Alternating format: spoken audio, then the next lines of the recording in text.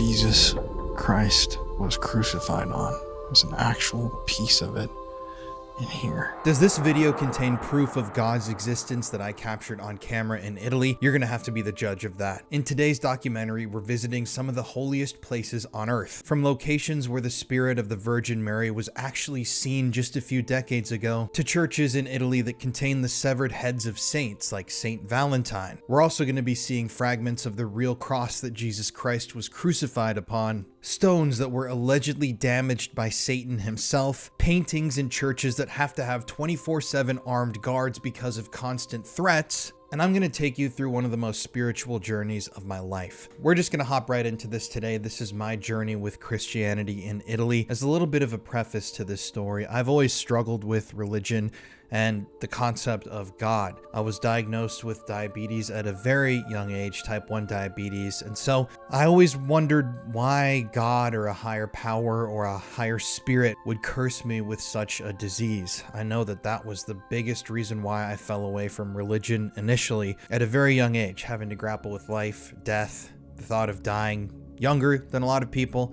And to be honest, that's kind of why I started this channel in the first place, wanting to figure out what is going to happen eventually when I die. Because when you're young and you're diagnosed with type 1 diabetes like me, it caused me to spiral. It caused me to think all the time, what's gonna happen? Like, I'm gonna die younger than most people. Those were just concepts that I had to think about at a very young age. And it caused me to have immense frustration with a higher power or a God, whatever you want to call it. And I stopped believing in anything altogether and became an extremely hardcore atheist for a long time. Now, in the last few years, I've become more connected to divinity, to the divine, to something higher, and we're going to talk about that a lot in this documentary. But it's been a long, bumpy road. A big part of my journey was getting sober, and I've talked about that in the past. I definitely was connected with something through getting sober, and I know that that's a really cliche thing, but for me, as a real quick side note, when I got sober, I was the lowest that I had ever been in my entire life. My spirit was low, my body was deeply damaged, my mind was extremely troubled, and the first day that I checked into rehab, they had us do a breathing exercise where you meditate, you do breath work, and you try to visualize God. You try to actually write down on paper what you believe God or a higher power is. Now, I'm still not religious myself. I want to preface this entire video by saying that.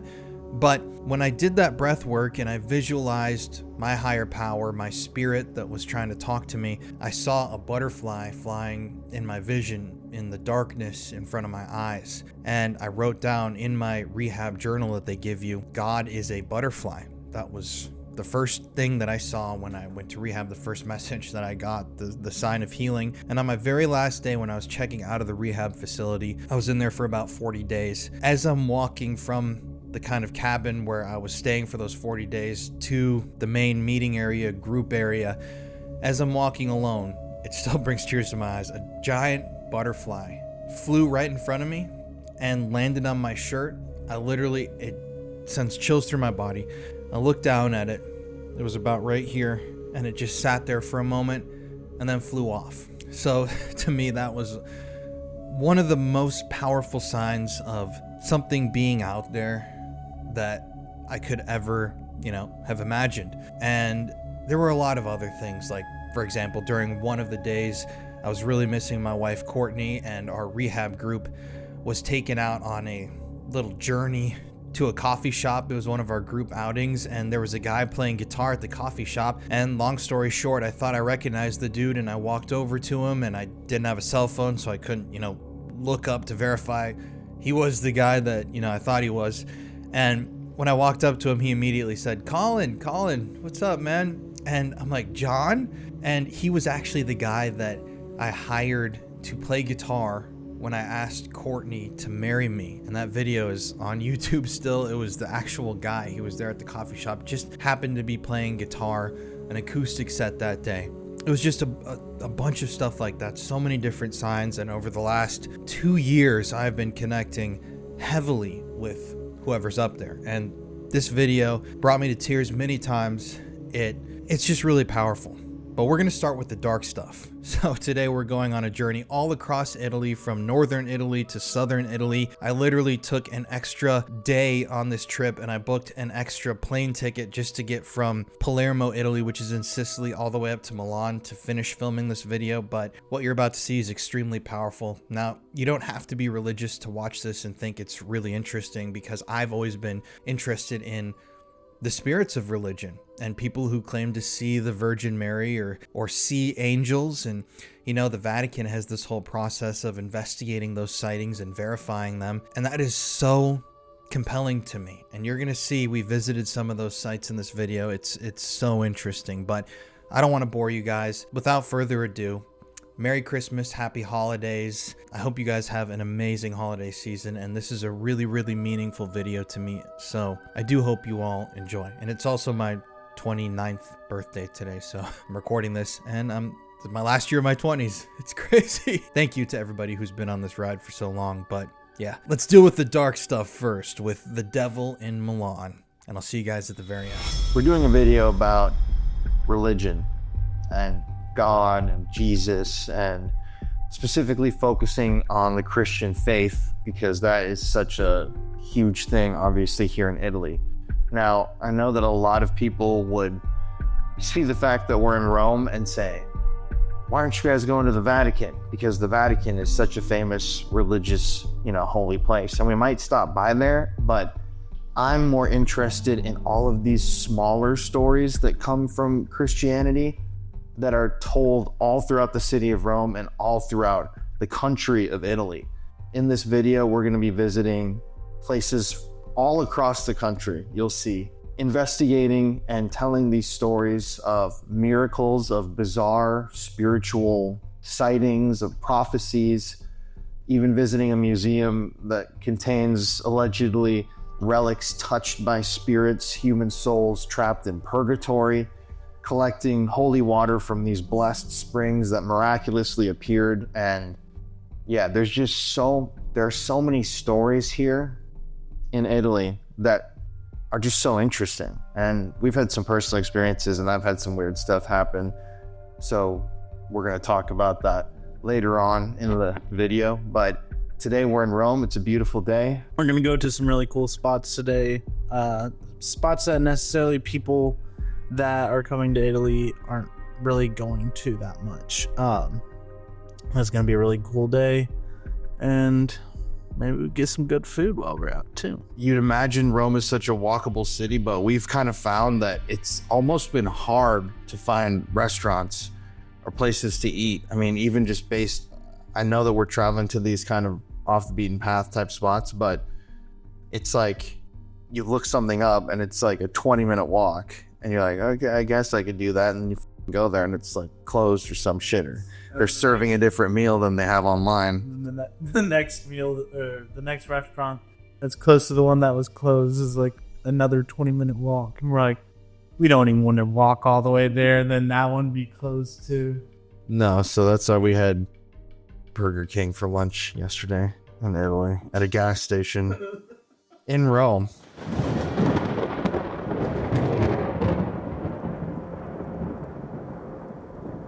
It was right here in the center of Milan, where apparently hundreds of years ago, the devil himself made a physical appearance and left a mark on the world. So right now I'm outside the Piazza Sant'Ambrogio, I hope I'm saying that right, the Basilica, which is an ancient church. And right here, this is what's known as the Devil's Column. So this column actually dates back to the 2nd century AD. Can you imagine how long ago that is? That is insane. It was built by the Romans, and it was actually used for Roman coronation ceremonies, which I think is really interesting. But according to legend, St. Ambrose, the 4th century bishop of Milan, was walking in the garden of the basilica one day, the church right here, when, according to legend, the devil appeared in physical form. And the devil was, according to legend, trying his hardest to get the bishop to commit some sort of a sin. Now, there are two variations of the story. In one version of the story, the saint himself kicks the devil as hard as he can, and in the other version, the devil gets really frustrated and punts his head or strikes his head right here against the column. These are literally the marks of the devil, according to all the folklore of this city and this legend. And also, according to the legend, at the end, after about a day, the devil began using these two holes as a portal to hell. This is how he entered and exited our human realm. He went through these holes back into hell. Now, according to local legend, if you walk up to these holes, you can start smelling the smell of sulfur, or you can hear the sounds of hell, the sounds of the river Styx. And I couldn't find any actual explanation for these holes online or why they're here other than this folklore and this story, but I think it's really interesting. I mean, you never have an actual physical representation of the devil. And right here in Milan, in this tucked away corner, you have two marks supposedly touched or created by Satan himself in our physical realm. One more time, take a look at that. I've never quite seen something like that. Do I dare touch it? Oh, I'm fingering the hole. Okay. I shouldn't have said that. Fingering the devil's hole. That's fucked up. But yeah, this is crazy, right? Now, this was the first true stop on my journey through Italy, examining these kind of paranormally linked Christian locations, but wow, what an incredibly interesting thing to see. An actual physical, according to the stories, manifestation of the devil himself right there on the streets of Milan. And you're going to see that a lot in today's video. Manifestations of spirit, whether they're manifestations of angels, manifestations of God, manifestations of the devil and demons. I've always been intrigued by these locations, and even in, cases like this, items that were allegedly touched physically by these energies and these entities and these spirits. And like I said, we're going to see a lot of that today. And this episode took a lot to film. You're going to see none of these locations were close to each other. For example, right now, we're looking at a location in Milan. This is a very, very famous church named the Duomo di Milano, or Milan Cathedral. As you can see on the exterior of this church, there are hundreds of monstrous statues and diabolical figures. It's got a Gothic splendor, and according to folklore, in 1386, the devil appeared to Gian Galeazzo Visconti, the Duke of Milan, who initiated the cathedral's construction, demanding he build a grand church adorned with infernal and sinister images to honor him. Otherwise, the devil would claim his soul. So, Visconti complied by incorporating hundreds of eerie gargoyles and demonic carvings into the design of the church's exterior as a clever ruse to fulfill the pact while dedicating the structure to the Virgin Mary. So, right here, this is really interesting. This is in a pretty inconspicuous corner of this church here in Rome. But just like you saw in Milan, we have here another physical remnant that, according to the lore of the church, was touched by Satan himself. So I'm just going to read this. This is Lapis Diaboli, or the Devil's Rock. So according to a medieval legend from around 1220, Saint Dominic was praying at the entrance to this church, and the devil appeared in physical form. He could see him, and the devil was unbelievably angry that Saint Dominic was so pious and was praying so hard. So in an effort to get Saint Dominic to stop praying, the devil manifested this rock that you see behind us and hurled it at him, but it missed Saint Dominic and it struck the marble floor of the church. Saint Dominic was unharmed and he continued praying. Satan, the devil, went away. But what you have left over from this is this actual rock. Now, what's interesting is I don't think that this says anything about it, but this rock, this stone, is just in an isolated corner here of the basilica. And if you look up close, Connor, these are actual marks said to have been made by Satan when he grabbed this rock and threw it at Saint Dominic. This is Saint Dominic right here. Oh, pretty crazy to see something once again, just like in Milan, but according to religious lore, the devil himself actually grabbed at one time. Kind of like that. It's like a giant bowling ball. Now, I do want to state I've been praying and lighting candles in these videos, I have been making donations off camera, so I'm not just stealing the candles. I want you guys to know that, because I know some people are going to say I'm only including the clips of me praying and lighting the candles, but that's not what's happening.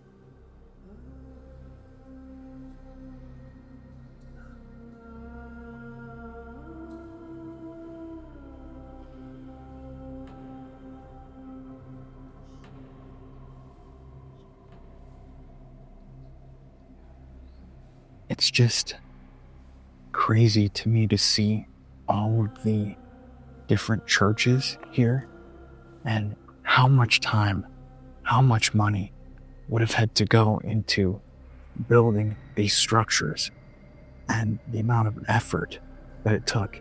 And just think, in a place like this, I would imagine a location like a church like this would have an immense spiritual energy if you were to do an investigation here. It's just all of those years, decades, centuries of people coming to a location like this and putting out energy into the world and supposedly tapping into something. I would imagine that there would be definitely a detectable energy here using our devices, because it's just, you think about it, it's all energy. Really bad energy like murders and horrible events, tragedies, those create those energy bombs, like an egregore or something like that. But here you have this positive energy and at times sad energy of people praying to be saved and to be helped, praying for miracles. So you've got a weird mix of energy that over centuries has stained all of this stone, almost like the stone tape theory. It's a very powerful feeling inside these buildings when you know the history, when you know, I mean, this thing is older than America. Significantly older than America. And it's just one of like hundreds just in the city of Rome. This was built in 1671 as a burial chapel for Cardinal Scipione Panokiewski. So there's someone buried somewhere in here. It's probably that one that's covered up right there. Right, yeah. I mean, the art is just insane in these buildings, man. It's like a mini Sistine Chapel. Mm-hmm. Look at all the chairs. Señor Jesucristo, Cena Mirabile, Sacramento de Eucarista, si hai lasciato il memorial della tua Pasqua, pace adoriamo con viva fede il santo misterio del tuo corpo e del tuo sangue, per sentire sempre in noi i benefici della redenzione, cruce vivi e regni nei secoli dei secoli. Amen. It's not like cheesecake. A really sweet smell right there.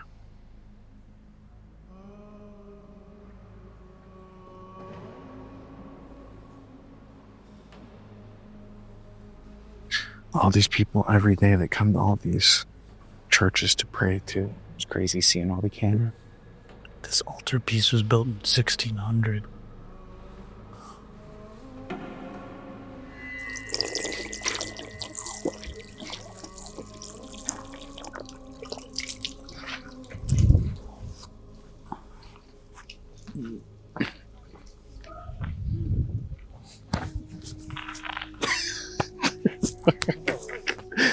You just walked off so chill.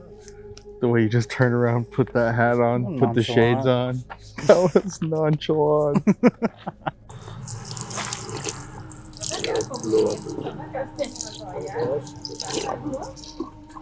Wow.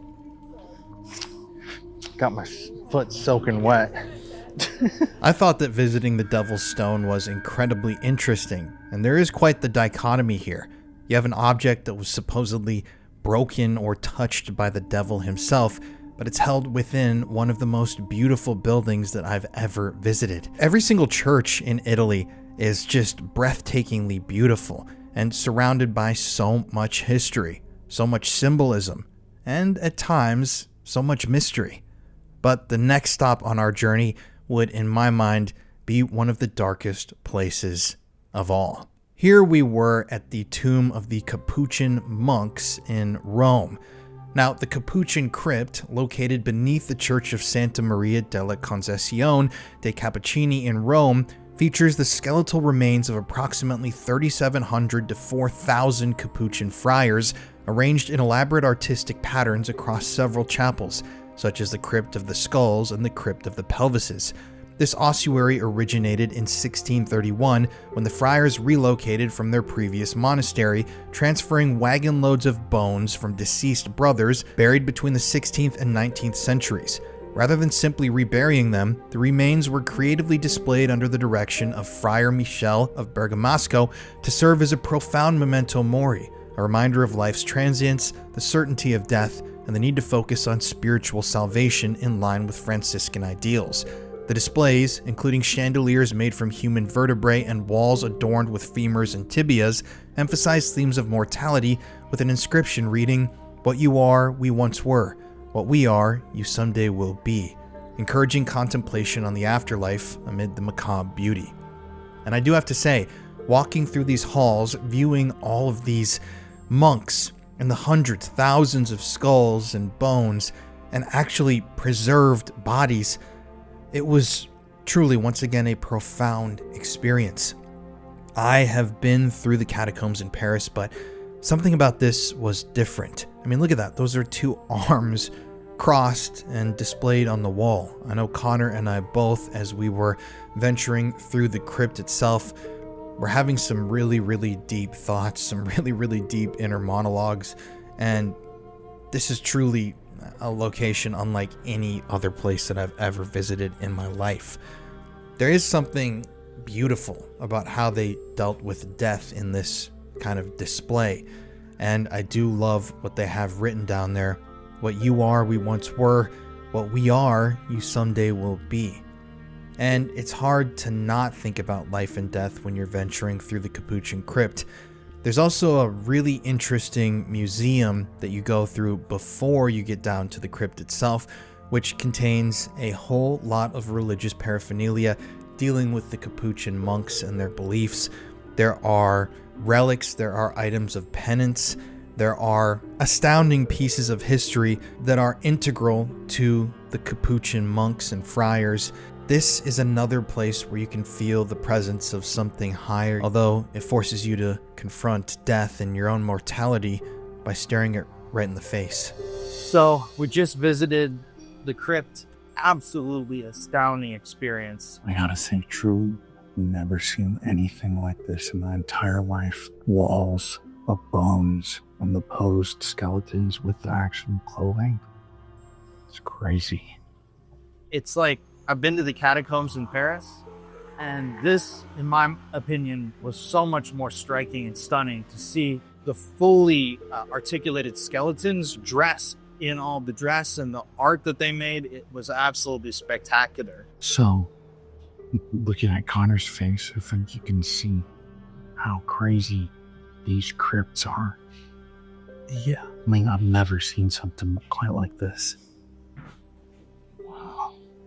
So as you can see in this museum, there are tons of reliquaries, once again, specifically from the monks, the Capuchin monks and friars from this religious order, but still incredibly interesting nonetheless. Right here, a little hidden gem in the museum is a Michelangelo painting depicting a Capuchin monk. All of these relics come from usually the corpses, the remains of these religious figures that have died, and they're venerated. They're essentially considered holy relics. So it's just really interesting to see, like, a blood-soaked cloth, a cloth soaked in the blood of the wound of the sign, and locks of hair of Saint Pio.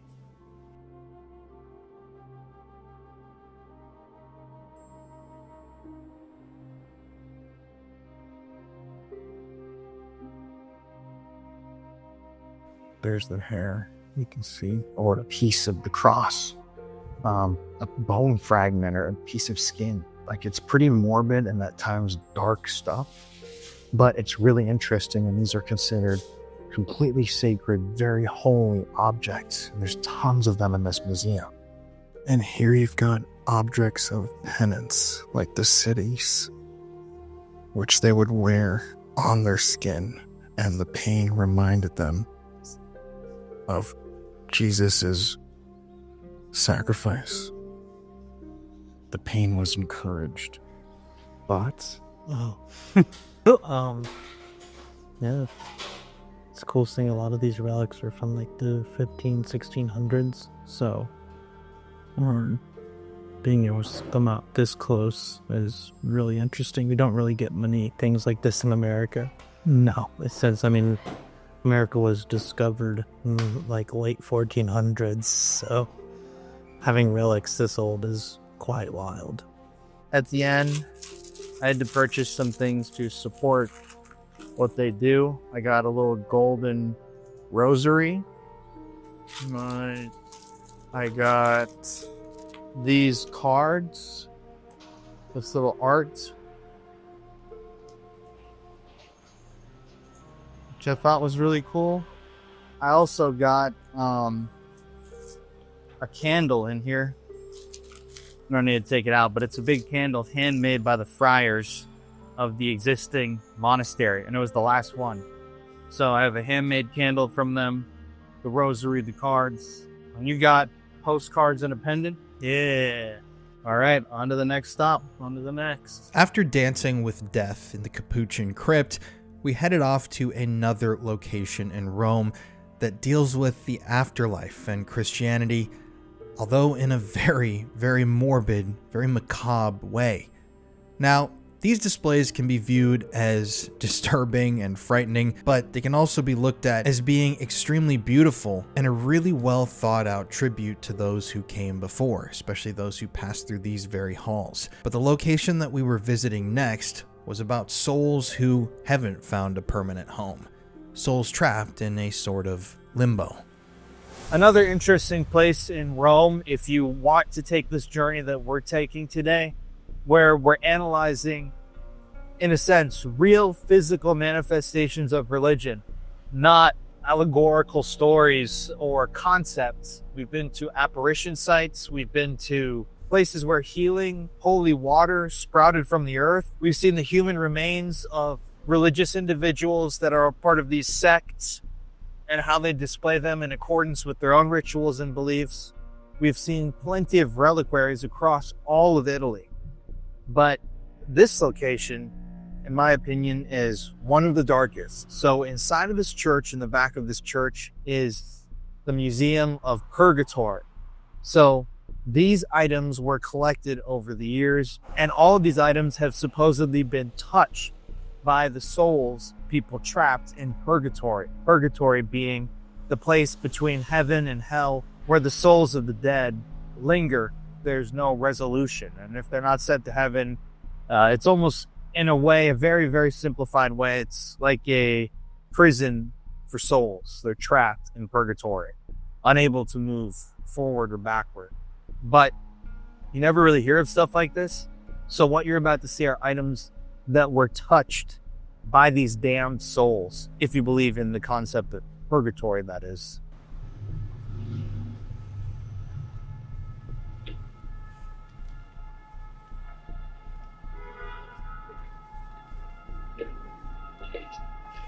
Another absolutely beautiful church.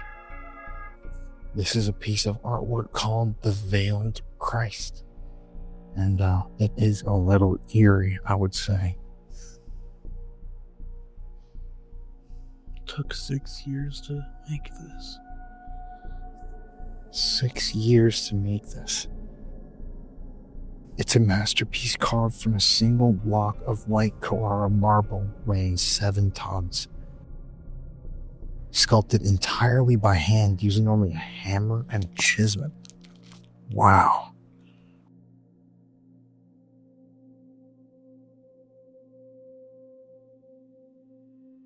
This is a photocopy of reproduction of the altar of Our Lady of the Rosary placed in an early chapel destroyed in a fire. You can see the image on the left of the wall in which the founder of this museum recognized the image of a deceased person in pain and sentenced to purgatory who wanted to get in touch with the living asking for prayers. an actual face of someone who appears to be trapped in purgatory. This is a photocopy of a burn mark. The original is in Germany, left on Saturday, October 13th, 1696, on the apron of Sister Maria Herrendorf's in a monastery. And they said this is the hand of the deceased Sister Chiara Scholars, religious chorister of the same order, a victim of the plague in 1637. At the bottom of the photo, you can see the burnt imprint of two hands left by the same nun on a strip of canvas. So look at this. These are marks of supposedly, dude, here as well, someone left stuck in purgatory. It's really eerie. Those back there are just photocopies, but when you move over here, this is crazy. These are the original artifact level by these individuals. These burn marks. These look like fingerprints on this Bible. I don't necessarily know what this is, but they appear to be obviously holes. I'm up here, and I think these are on prayer cloths. We've got number 2. This is the burn mark of 3 fingers of the deceased Palmira Rastelli, who died on December 28, 1870, that were left on March 5, 1871 on the devotional book of Maria Zaganti of the parish of San Angelo del Boggio Berni. Palmira, who was the dead individual, by means of her friend Maria, asked to her brother Don Sante Rastelli, the parish priest, for the celebration of holy masses for suffrage. Okay, so we got number 3. In 1875, Luisa de Senecal appeared to her husband Luigi. She was dead already. She died 2 years earlier in their house in Duci, asking him for prayers and leaving as a sign the print of 5 fingers on his nightcap. According to documents that certify the apparition, the mark on the nightcap was left so that her husband could prove with a visible sign to his daughter the request for celebrations of holy masses. So this is the nightcap. That's the actual nightcap from the story. That's pretty crazy. Spirit touched this, apparently. Then number 9. So this is a burn mark left in France on December 21st, 1838 by the deceased Giuseppe Schitz on the German language prayer book of his brother Giorgio, touching it with the end of the 5 fingers of his right hand while asking for suffrage prayers to repair his little piety in life. So this is the original artifact, 5 fingerprint burned into this Bible. So he was asking his brother to pray for him, according to the story. These are crazy. Number 5. This is a burn mark left by the deceased Mrs. Lalou on the sleeve of her son Joseph's shirt when she appeared to him on June 21st, 1789 in Belgium. According to the son, for 11 evenings before that night, he heard noises that terrified him, almost making him sick. His mother, who died 27 years earlier, appeared and reminded him of his duty of having holy masses said, and reproached him for his reprehensible lifestyle, begging him to change his behavior and work for the church. Then she put her hand on his shirt, leaving a very visible handprint. He then founded a congregation, and later died in odor of sanctity on April 19, 1825. So this is that show that he burned. Number 6. This is a burn mark left by the finger of the pious Sister Maria, who appeared to Sister Margarita between June 6th and 5th, 1894. This was reported within the monastery, and it talks about how Sister Maria was suffering from tuberculosis for 2 years with severe fevers, cough, asthma, and hematitis, who was seized by discouragement and therefore by the desire to die immediately in order to avoid the suffering. However, being very fervent, she calmly returned to the will of God, and a few days later, on June 5th, 1894, she died. She appeared, though, the following night, dressed as Clarissa, the nun who she appeared to, surrounded by shadows, but was still recognizable to Sister Margarita. And she explained that she was in purgatory to atone for the impatience in the face of God's will. She asked for suffrage prayers and to attest to the reality of her apparition. She then placed the index finger on the cushion cover and promised she would return. She then reappeared to the same nun between June 20th and 25th to give thanks and to give spiritual advice to the community before going to heaven. So this spirit placed her finger on this cushion cloth and burned it. So we got 7. So these are all 3 together. These are burn marks left by the hands of the deceased P. Panzinzi, Abbot Olivetano of Mantua, on November 1st, 1731, on some objects belonging to the Venerable Mother Isabella Fernari, abbess of the Poor Clares of the Monastery of San Francisco. One of the left hand on a sheet of paper, another of the right hand on the sleeve of the cassock, and another one of the left hand on a tablet used by the abbess for her work, with the sign of the cross deeply engraved in the wood. The report of this fact was given by Father Isidoro Gazala of the Most Holy Crucifix, confessor of the Venerable Mother. She confessed to this guy, and he ordered her by obedience to cut the pieces of the cassock and the tablet so that they could be preserved. So this is a person trapped in purgatory. We can see here's a handprint, there's a left handprint, and here's a right handprint, and then a burned cross, which is pretty crazy too. Number 8, this is an imprint left in 1815 on a devotional book by this woman's mother-in-law that appeared 30 years after her death in 1785. The deceased, the mother-in-law, appeared in the costume of the country as a pilgrim. She came down the steps of the barn, groaning and looking sadly at the daughter-in-law as if to ask something. The daughter-in-law was later invited by the parish priest to speak with her, and in the next apparition, she got this answer: "I am your mother-in-law, who died in childbirth 30 years ago. Go on pilgrimage to the shrine of Our Lady of Mariental, and there have 2 holy masses celebrated for me." So after the daughter-in-law got that message, she went on a pilgrimage, and the apparition, according to the story, then appeared for her again and said, "I am now free from purgatory."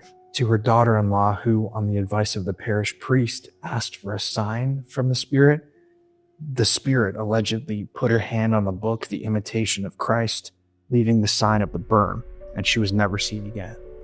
So that's this book right here, burned through. Number 10, this is a photocopy of a 10 Italian lira banknote between August 18th and November 9th, 1919. 30 of these banknotes were left in the monastery of San Leonardo di Monfalco by a deceased priest who asked for masses to be celebrated. So apparently these notes just like this, with this writing on, were left by a priest, a dead priest, asking for mass to be celebrated, which is crazy. Yeah, this is incredibly interesting. These are all spirits that are appearing to people, giving them signs, and asking them to pray either for them or for themselves. These are ghost sightings, but they're religious ghost sightings. I guess, yeah, you can see this is what it would look like. So really interesting stuff here. This is a darker element of religion, of souls that are trapped, begging people to pray and pray for them, and still unexplainable. I mean, you have burn marks being left by spirits. It's pretty incredible stuff. It's kind of like very intense, and I don't want to say hard to believe, but like it's like unbelievable. Hence hard to believe. But I mean, this is as intense as it gets. I mean, what else would make a mark and a vibe like that? Yeah.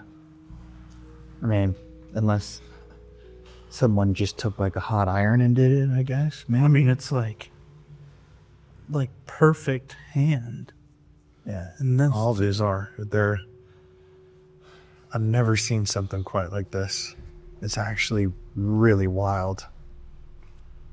And then I wonder what like this other stuff is that's in here, you know, like that hole that was left in this painting. This hole down here. This chest, these paintings. I wonder if they have anything to do with the museum. Really interesting little stop if you're in Rome, though. Yeah.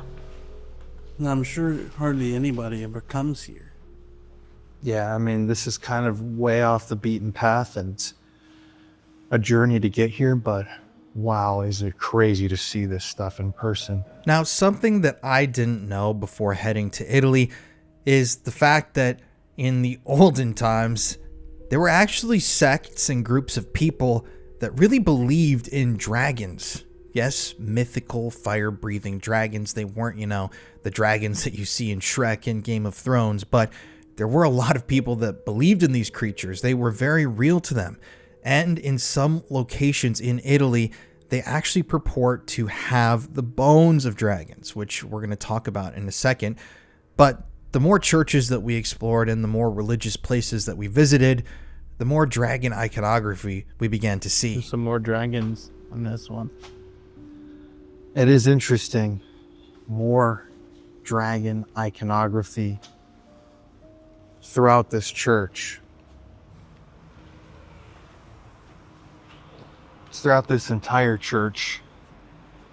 Something interesting that I was telling Connor is that in a church, I believe it's in southern Italy, I don't know where, but it's not near Rome, they actually have what they allege to be the bones of a dragon. So yeah, it's really interesting to see actual dragon iconography in these buildings, and then to know that there's an actual church that purports to have these gigantic bones. So I don't really believe in dragons, but it's interesting. So one of the things that I've always thought has been really interesting about specifically Catholic religion, the Catholic version of Christianity, is the emphasis on relics. So actual pieces of corpses that are preserved and displayed, pieces of relics that are extremely famous, like the bodies or skulls, corpses, pieces of the flesh of saints, people from biblical times. And here they actually have a number of relics that are absolutely crazy. We are in Santa Croce, which is a very famous church in Milan. You will see graves on the floor, and they're really worn out. If you notice, it's because people are actually stepping over them. It's allowed. Some, it just cornered off, so you cannot walk over them. But all those graves that you see with those crests, they are people, famous people at the time who were buried there, aristocracy, famous people in that town of Florence. It's also a very famous church because there are a lot of people like Michelangelo, Dante, Galileo, very famous personalities from the area which are buried there. So I'm going to show you one of those little bit hidden secrets of this church. It's connected to what we're doing in Florence. And you can see all those demons torturing Saint Anthony over there. So the frame itself was made in the 17th century. And it's made of a wooden base. But there's also, I think it's silver. It's silver plated. It's really interesting, fascinating. If this is a piece of the crown of thorns, this means that this has the blood of Christ on it. You also have to understand that. This is why, according to Christianity, this relic is so precious and deserves that place in that church, which for many Italians is an extremely holy church. Once again, it's just crazy to actually see all of these monuments and these people. These are names that, in the United States, you learn when you're a kid, like grade school, you learn about Michelangelo, Galileo, Da Vinci, all those people. So to see where they're buried and to know this is actually, they're right here inside of this place with such opulent art everywhere. I mean, it's just absolutely beautiful. And these are things that you just would never see in the States. Yeah, it's a really humbling experience. And I gotta say, churches over here feel mystical. they feel very powerful. Or in English, you say Machiavellian. It's a very Machiavellian move or action, which I didn't connect. I didn't really know like the historical meaning of it until right now. It's crazy. Yeah, it does come from this author, well-known author, and his book is called The Prince. So this is the monument to Dante Alighieri, and I say monument because this is the only one in the church where the body of Dante is not buried. So it's the only big name of the Italian Renaissance who is not actually buried here, it's buried somewhere else. Also, you have to know, at the end of his life, Dante was exiled from Florence, not welcome in Florence anymore, but still is such a huge part of the Florence history that is celebrated nowadays all over the city. This monument here shows him with his very stern look on his face, this very classic portrait of him. Here's part of the habit, the thing that nuns wear of St. Francis of Assisi, or monks, I should say. Wow. So on this window here, it's about Saint Francisco d'Assisi. If you're not familiar with Saint Francisco d'Assisi, he made a vow of poverty, and the idea was to assist the poor. So you have here, this is the actual, how do you call that, a robe, and the cord that he was used to wear. This was his only possession on this earth, since he made a vow of poverty, which is a bit ironic because now it is framed in a gold, frame. But that's, that's the way it is. But this, the skin it's a piece of skin from San Francesco d'Assisi.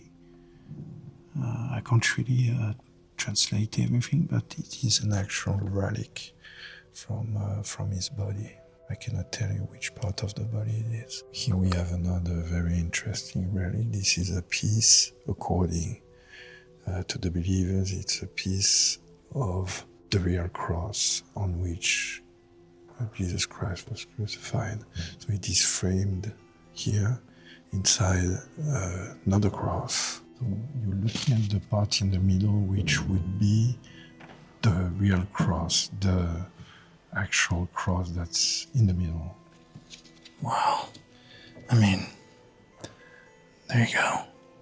The central part is inserted a fragment of the real cross. So, the cross Jesus Christ was crucified on. There's an actual piece of it in here. What I can add as a person who practices the occult is that whether you believe it or not, what's important is there is a lot of people who believe it is, and that's the energy attached to it.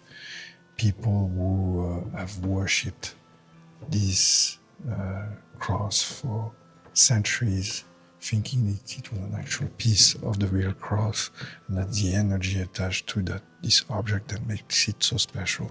Even if you don't think that it's the actual cross, this doesn't mean that this is worthless. So here we have another really famous writer from the Renaissance, Machiavelli. He wrote The Prince, which is one of the most important political books in the entire world. It is a book about how to seize power and how to keep power. In terms of strategy, in terms of political knowledge, it's a really important book. Kind of like Sun Tzu's Art of War.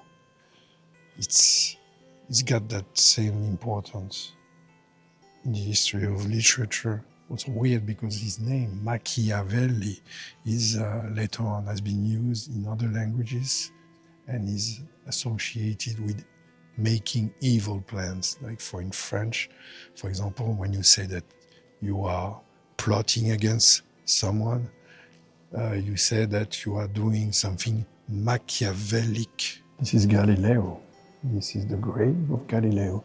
So you can see him holding a sphere in his hand.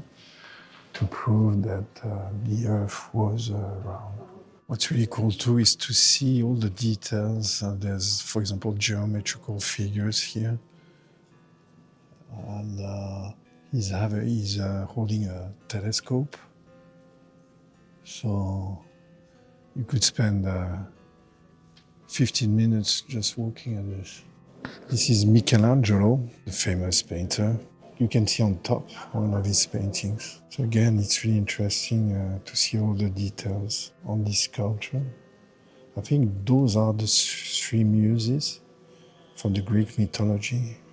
And it has been restored recently. This is why it's shiny. Just to give you an idea, I'm going to show you one detail that's really crazy. Look at the position of this foot. The foot is sitting on a corner, right? And it anatomically replicates the position of the foot on a corner. So that's the crazy thing. And here she's holding a bust. So this is definitely one of Michelangelo's sculptures. There's a chisel, the symbols of sculpture. There's a tool for geometry here, because it says here sculpture, painter, architect. The only big name of the Italian Renaissance who isn't here is Leonardo da Vinci. Weird thing with Da Vinci is that he is actually buried not in Italy, but he's in a castle in France. So there's a plaque somewhere in this church that commemorates Da Vinci, but Da Vinci is not buried with big names like Michelangelo, Dante, or Machiavelli. The cross that is hanged from that wall is extremely important in the history of art and in the history of Christian religion, because for the first time in the history of Christianity, on that cross, Christ was represented as suffering. So you have to understand that before this time, in the medieval times, and even before, when Christ was represented on the cross, he was not suffering. It was a more peaceful image, if you will. It was Christ as king. But for the first time, the artist who painted the cross made him twisted, made him, the face was expressing excruciating pain. So it's very important in the history of art, this cross. Also, it has a very interesting history because it was saved from a flood. So there's a picture here. They had to actually carry the cross out of the church, and they would carry this huge cross on their back, like Christ, and it was reconstructed and it was brought here to Santa Croce. It's called, the name of this cross is the Cimabue. So what's also interesting to note is that the color of the skin was recreating the color of the skin of a dead person, and that was very new at that time. So this is a very famous composer, Gioacchino Rossini. So I'm going to be honest with you, I don't know much things about classical music. So and I have a policy of not talking about things that I don't know. There's probably viewers that will leave maybe a bio in the comment section. I think it feels like good energy in here. But I think it's really interesting seeing, I mean, this has got to be one of the most notable churches in all of the world. Colin said it earlier. We learn about all these people in school. And so to be able to come here and see where they're buried is really, really cool. And it's an amazing opportunity. This building's beautiful. All the stained glass. I love it.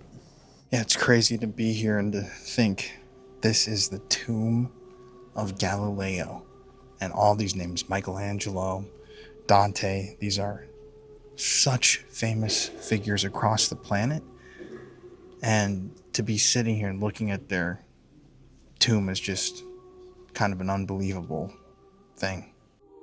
So as you're going to see in this footage during this documentary, every time that I saw an altar and I saw candles lit and I saw people praying, I really wanted to dive in head first.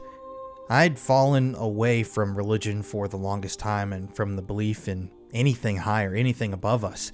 But Like I said at the beginning of this video, over the past few years, I've become closer to whoever that force is. So, in each of these churches, I decided to light a candle, make a donation, and say a prayer to the patron saint or the saints that were associated with the place. And I really do believe that through that meditation, through that prayer, through those thoughts, I was drawn closer and closer to whatever energies were lingering in these spaces. And it was honestly beautiful. Even if you're not religious, just taking a moment like this to sit silently, to take in your surroundings, to realize where you are. For me, halfway across the world on a completely different continent, it's really a blessing. And it makes you appreciate what you've got just a little bit more. I do have to say I am so glad that I did this because it brought me closer to what I was looking for. So right now we're at a location in Rome called the Mouth of Truth. Now, they don't know exactly where this thing came from. It may have been from an ancient fountain or a manhole cover in the city of Rome. But in the medieval times, people began to say that if you place your hand in the mouth of this god, it seems to be some sort of ocean or water god, if you're a liar, it'll bite your hand off. Now, this was featured in the 1953 film Roman Holiday with Gregory Peck and Audrey Hepburn. And so, yeah, we're going to test to see if we're telling the truth. Are you guys ready to see if we're telling the truth? We are the bringers of truth.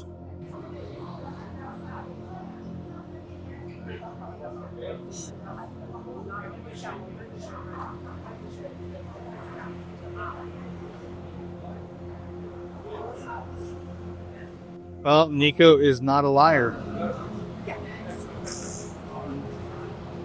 Is a nibble? Yeah. Grazie.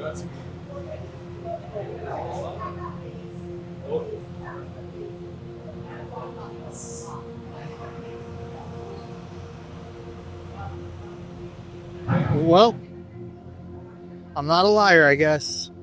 So right now we are in the Basilica, the church that is right, the Mouth of Truth is sitting right outside of here. And right in front of us, this is absolutely crazy, sits the skull of Saint Valentine. Now, obviously everybody knows Valentine's Day, it's a day of love, but Valentine's Day and the death of Saint Valentine himself, who the holiday is named after, is disturbing. It's incredibly brutal. So Saint Valentine, this is really interesting. He was a bishop in Rome, and during the Roman times, they basically didn't want soldiers to be married. They thought that single soldiers made better soldiers. So Saint Valentine went against the orders of his superiors, of the Emperor of Rome, and continued to perform marriages for the Roman soldiers because he believed in love. Once this was all found out and this came to light, he was jailed eventually. I believe he was tortured. And then at the end of the day, he was beheaded. Typical Christian martyrdom, way to die. And this beheading of St. Valentine took place around or on February 14th, which is why Valentine's Day is on February 14th. Interestingly, he left a note right before he was beheaded, this Valentine right here, saying, something along the lines of "Sincerely, your Valentine," which is why people send Valentines, because he was somebody who died essentially for love. He also performed a miracle and healed someone that was ill, apparently, before he was executed. But he's been venerated officially by the Vatican as a saint. Crown of thorns. And you can see the hammer. Well, it's supposed to be the hammer that, well, not supposed to be the symbol of the hammer that was used against Christ. So that's a crown of thorns? Yeah, it's a crown of thorns. So I wonder if it's because actually somebody used this crown to, sometimes they reenact the martyrdom of Christ, the passion of Christ, or the martyrdom of Christ. I don't know the backstory between this, but the scenography is beautiful. You get this beautiful furniture, piece of furniture, the hammer. There's even pliers and clove too. It was absolutely astounding for me to see the severed head, the skull of Saint Valentine, and to be able to say a prayer to Saint Valentine right in front of his skull, as he was kind of staring me down. But I do have to say, it started, in my mind, these prayers working. I started to feel like I was tapping into some sort of higher power, to some sort of energy when I said these prayers in these sacred places. And that was really intriguing to me. I used to pray and I used to get angry with God or a higher power because no one was answering my prayers. I was asking for my diabetes to go away. I was asking to, be given health again, and that never happened. But as an adult, I've come to realize that that's not really what praying's about. And learning what praying was about is something I was doing on this trip. So the audio wasn't recording when I walked in here. I don't know what happened, but just look at this right here, how the sun is coming in from this window in the church and hitting St. Michael right here, absolutely illuminating him just perfectly. St. Michael being the angel that, according to Christian tradition and faith, fights off demons. I found it. Just look at this. I mean, this is crazy. This is like heavenly looking. I know that it's an angel, but I mean, genuinely, it's just with the sunlight coming in from up there. Wow. And probably tombs down here. I totally just realized that we forgot to take our hats off. I'm sorry about that. And it will not happen again. But I'm not going to reshoot it because that just seems fakey. It's just so magnificent when we walked in here. I just couldn't believe, wow, this one is insanely beautiful. So, right here, right in front of us, this is the severed head of St. John the Baptist, who obviously was a martyr who was executed. He was beheaded. So as you can see in this reliquary, you actually have his skull and most of his head. There are a few churches that have parts of St. John the Baptist, but this is like his actual skull and remains. It's so dark sometimes, the reliquaries and the type of things that are within these devices. They're holy and they're sacred and they're beautiful, but I mean, you've got skulls, bones, blood-soaked items, pieces of skin, organs. It's pretty dark when you look at it. Oh, yeah, look at that stained glass. There you go. There he is. There's his head. As I'm trying to connect with these energies and these saints and spirits, and I'm trying to keep an open-minded being, someone who wants to believe in something. I'm gonna say a prayer for St. John the Baptist right here, like I've lit the prayer candles for the others. So I've never done this before. O glorious St. John the Baptist, greatest prophet amongst the born of a woman, although you were sanctified in your mother's womb and did lead a direct the minds of all your faithful into the way of everlasting salvation, through Christ our Lord. Amen. You're going to see throughout this video that there were many times on this trip, on this journey, that's really what this was, when we arrived at the right place at the right time. I mean, just look at this footage. It's literally Michael the Archangel glowing from afar. It was like the moment that we walked into this church, this gleaming light was emanating from this golden statue of the angel. It was the perfect moment to walk into the perfect place to see exactly what I was looking for. I mean, these places are beautiful. The construction and the materials used just leave you in awe.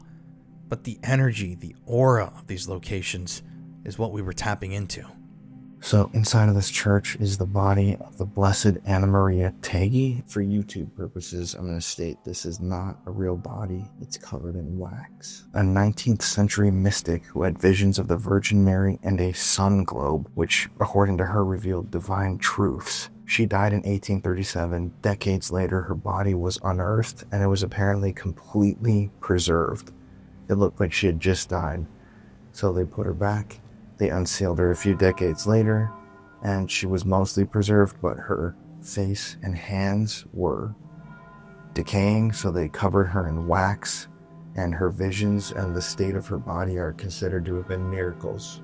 I wonder what relic is in there. Yeah, usually they have like a relic in there.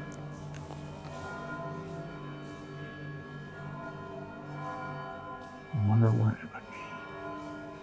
I mean, just for each of these churches, think about all of the stonemasonry. Like how long it probably took to make these. Look at that detail. I like these cherubs.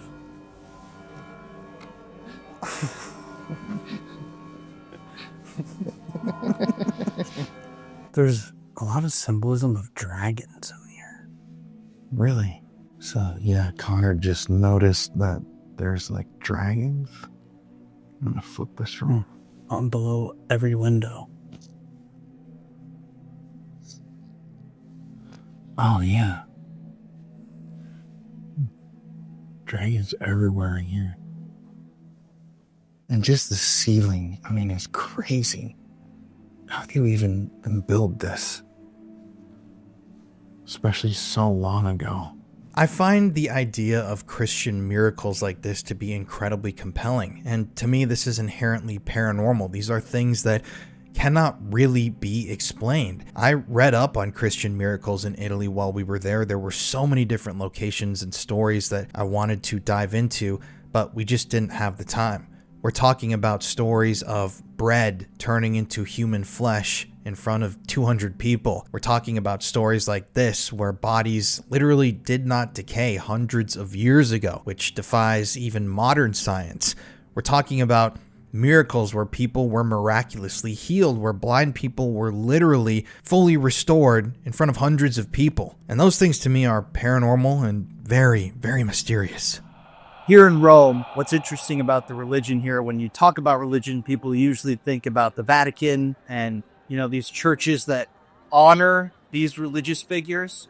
But as we've been seeing all day, this is also a city and honestly a country where there have been lots of sightings of these figures, like the Virgin Mary or angels, all throughout the country that we're talking about. And one of those sightings, one of those physical, according to the story, manifestations of this religious belief occurred right here. So right behind me is Castle San Angelo. And this building originally was built as a massive mausoleum for a emperor, a ruler of the time. It's part of the ruling class, a nobleman. But let's rewind a little bit in time. So centuries ago, I think it was in the 400s, 400 AD. I could be wrong, but it's around that time.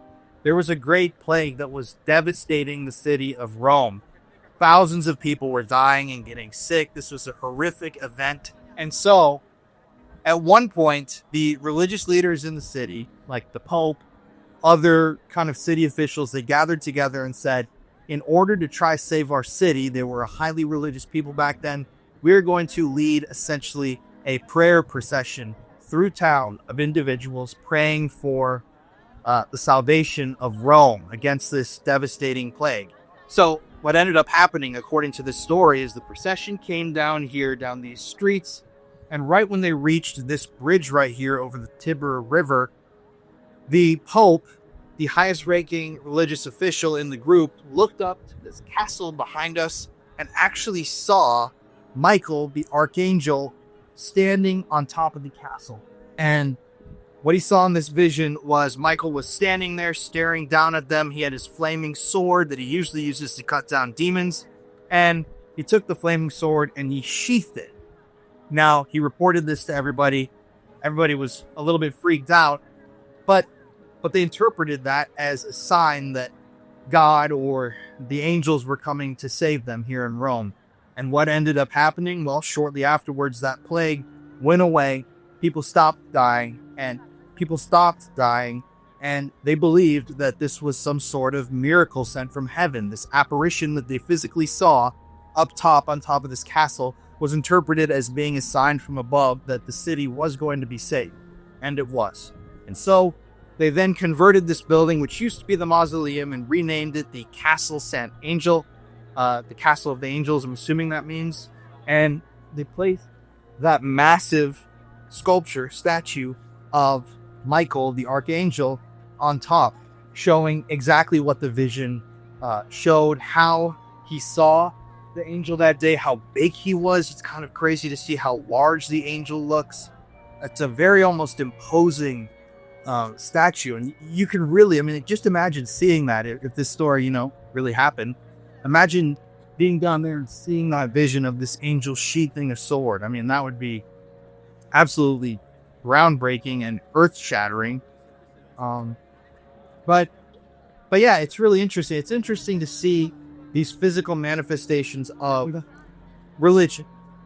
It's not just a story. Oftentimes you hear stories from the Bible or stories from any of these religious texts, and they're kind of old, and they're really old, and they just don't seem current or modern. And even though this was centuries ago, almost 1,000 years or so ago, the building is still right here, and these streets have been here in this kind of same capacity. So today we've really seen a lot. The sun's setting right now. We're about to head back to our Airbnb. We're exhausted, but we've seen everything. We've seen the beheaded head of St. John the Baptist. We've seen the immaculate body of the woman who was the prophecy seer. We have seen the remnants and the manifestations of souls allegedly trapped in purgatory. We've done a whole lot. We've even seen the bones and skeletons of monks in their eternal posturing that they were set up in. But it's still not over. It's just over for tonight because, to be frank, we're really sweaty. We're really tired. My feet are killing me. This city, it's a lot of walking. And yeah, this is day 7 of our trip.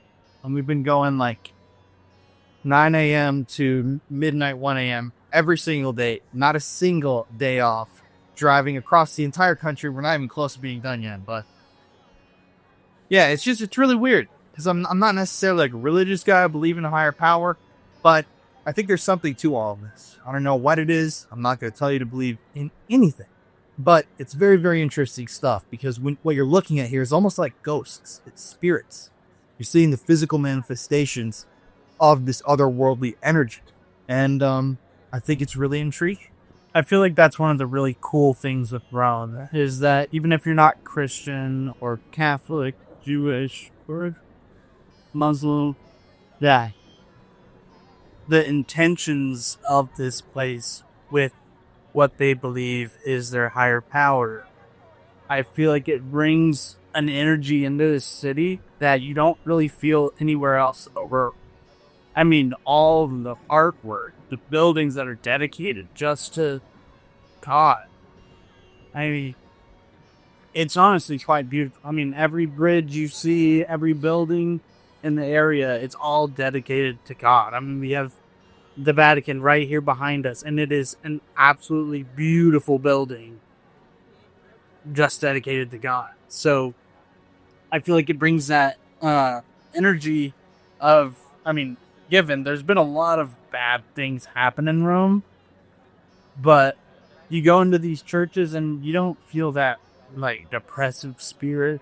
You feel, uplifted, even if you don't believe in it. That's why people come here, because of the architecture, because of all the religious sightings around here. So it's always a really cool experience to go to places like this, and we get to do it because of you guys. So if you're watching this video, please make sure you're liking and subscribing and sharing the video. Oh, there we go. It helps us out. And it lets us go to really, really cool spots like this. And we're super, super thankful for the opportunity. Last thought for the day, because we're going to continue this video. This isn't the end. It's really weird. The churches, they have a definite mystical feel to them, as opposed to churches in America that are new. I was raised Lutheran. It was a newer building. I mean, the oldest you get are like really 1800s maybe, unless you're like on the East Coast and it's a really old church. But being in these churches, it just feels like you can really feel a palpable energy with thousands of years in some of these, well, 1,000 years, hundreds, centuries of people going there and exerting that energy like we talked about earlier, and praying and hoping for something and feeling the positive energy come to them, regardless if it's mental or spiritual. And you can feel that vibe. So I've been really appreciative of this. And honestly, as opposed to doing a dark demonic ghost hunt, I'm ending today with a very, very good vibe and good energy. And I got one of my 3 bottles of water filled that I'm bringing back home. 2 more to go. But for now, we might go get a little pizza. The hell was that? A little pizza. I'm so tired, man. And I think we're going to watch Gladiator tonight because I've never seen it. So Crazy move. He's in Rome right now, and he hasn't seen one of the most infamous movies about Rome. He's also not seen The Godfather. This guy just really hates Italian movies. that is true. I've never seen I've seen a lot of movies. It's been years. I used to just sit in my house because I really didn't have very many friends, and I would just watch like 3 horror films a night. So I've seen like every horror film and thriller, action, whatever under the sun. But there are just a certain few classics I've never seen, like The Godfather, never seen Blade Runner, never seen Gladiator. Connor always makes fun of me. I've never seen John Wick. I don't know if there are John Wick fans out there. Also, big horror movie guy who had never seen As Above, So Below. Found that out yesterday. Now I'm judging on hardcore. Never seen that movie, man. But as above, so below. Above, I'm really tired, so I want to go below. My last. Yeah.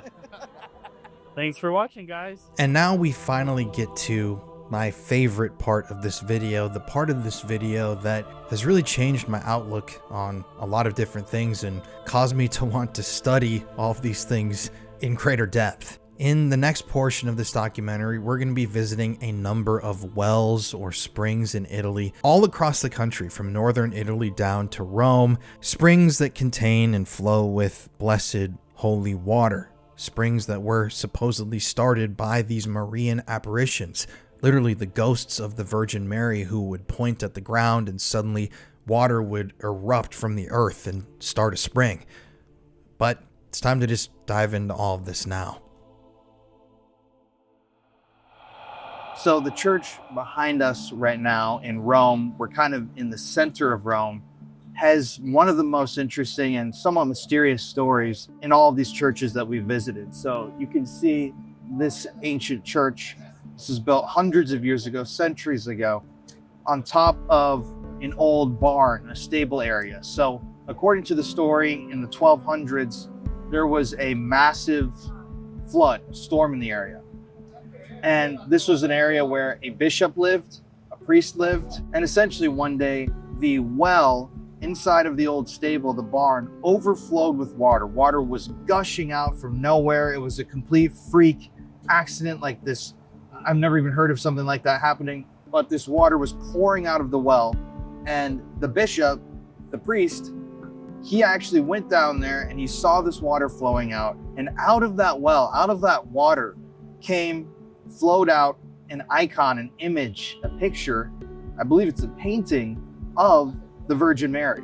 So that site was officially venerated by the Vatican. It became a whole thing because it was considered a miracle. The Virgin Mary, they believe, was responsible for saving lives during the storm. And that actual icon, that image that flowed out of the well, is still inside of this basilica behind us, where we're gonna go now. And in addition, you can actually take a sip of the water flowing from that well that, according to this story, the Virgin Mary, God, was responsible for creating. You can also fill up a bottle of holy water, which we're gonna do while we're in there. I have some empty bottles with us, but it's just crazy. This is a divine miracle in the center of Rome, a painting of the Virgin Mary flowing upwards and outwards from a well with miraculous water. People have claimed that this water heals the sick. It's basically holy water, blessed water, miracle water, however you want to phrase that.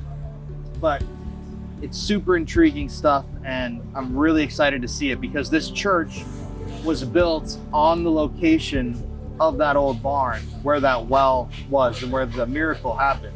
Obviously, long before any of this was built. Another beautiful building in Rome. I mean, the story is pretty wild. Why would there be a painting in a well? Not really sure. How did that painting survive being in the well? Not really sure, but I guess we'll go check it out. There it is. There's the actual icon that flowed out. Look at this place. This is impressive.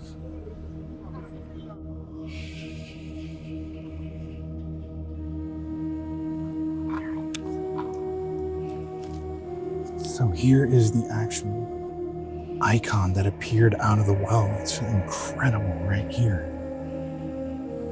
So this is just another one of those locations that contains an aura. It contains inherently a very, very deep, very sacred, very holy energy. I've been telling everybody in my life, my friends, my family, about these experiences that I had in Italy for months now, but it is genuinely impossible to get this energy across to people through a story or through a video, because you really have to be there to experience something like this. I mean, being in a church that's centuries old, knowing the history of this place, walking in, seeing this holy portrait that miraculously flowed upwards from an overflowing well, and being able to go and see the spigot that flows with holy water, to see the remnants of that old well, to be able to wash your hands, to actually drink some of that blessed water. I know that, at the end of the day, it's just water, but when I took that sip, when I filled my cup up, when I drank from that well water, when I filled up my vial of holy water, I couldn't help but truly feel blessed. It is magical, after all. It's a magical feeling. It's something that you feel not only in your head and your brain, but for me also in my heart and my soul. After drinking the water in all of these locations, I sat down and started praying. Like I said, I haven't prayed in years and I don't really even know how to pray. But throughout all of these prayers that I said, I asked for one simple thing. All I wanted was a sign. I wanted to see something. I wanted to feel something. I know that sounds almost selfish in a way, but that's really what I'm the most interested in. I want to see it for myself. I want to feel this for myself. And I started out at the beginning of this trip really only praying for that. But by the end of the trip, I kind of noticed I was never given that direct sign that I was really craving. I was expecting the Virgin Mary to come to me in a dream, or to see Jesus Christ by my bed at the end of the night one of these long nights. But that obviously never happened. What did happen, though, was a complete transformation. The transformation of how I think, how I operate, what I'm interested in. And I don't know. I feel like I experienced some sort of a miracle, some sort of a blessing on this trip, because it was the summation of all the smaller things that happened to me along the way. It never is about that one big sign. That's kind of the same in the paranormal. You're never going to get that door slamming right in front of you or that phantom bride, but you're going to experience a lot of little things that paint a much bigger picture. Okay, so we're on a break from the churches. Yeah. But look at this gelato. Oh my god, they got Dubai chocolate.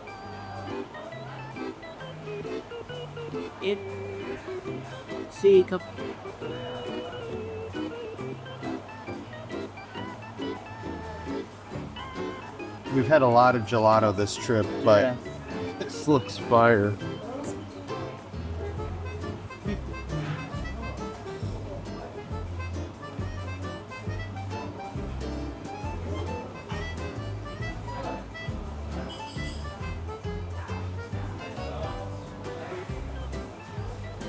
I think I'm gonna get peanut and caramel and pistachio cheesecake.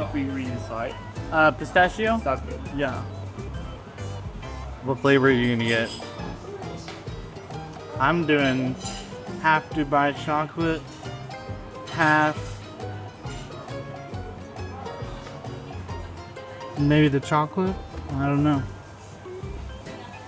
I'm getting peanut. Can I do half the Dubai chocolate and then half regular chocolate? Regular. Yeah. Mmm.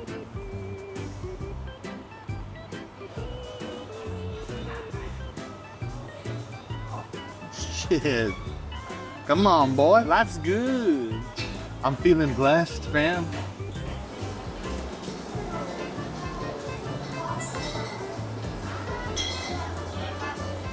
Grazie. How is it? This is even better than yesterday. Really? Ooh. Holy shit. It's genuinely amazing. Sometimes you gotta treat yourself, man. Hey. I'm all for it. That's what life's about, baby. 10 out of 10. Whoa, 10 out of 10? Holy shiz.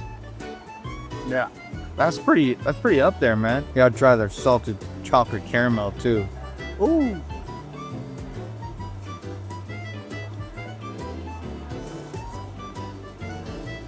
That's freaking good, man. But you rate it. I'm gonna give it, I'm gonna give it 9 out of 10. I mean, I think for ice cream, this is 10 out of 10. I still think I like that one the other day. Really? The other day we didn't get it on camera, but I had like salted pistachio, and this guy like hand makes everything in his little shop. And then it was a type of cheese. Ricotta with orange peel and cinnamon and vanilla. That was the best ice cream I think I might have ever had in my life. Little orange jellies that were frozen hard with the ricotta but this is the best pistachio I've had. This pistachio kind of kicks the other one's ass. Hold up. Don't move. This is how good it is. Look at this Starbucks. This is insane. It's got 2 stories. And over here they have an actual Starbucks bar.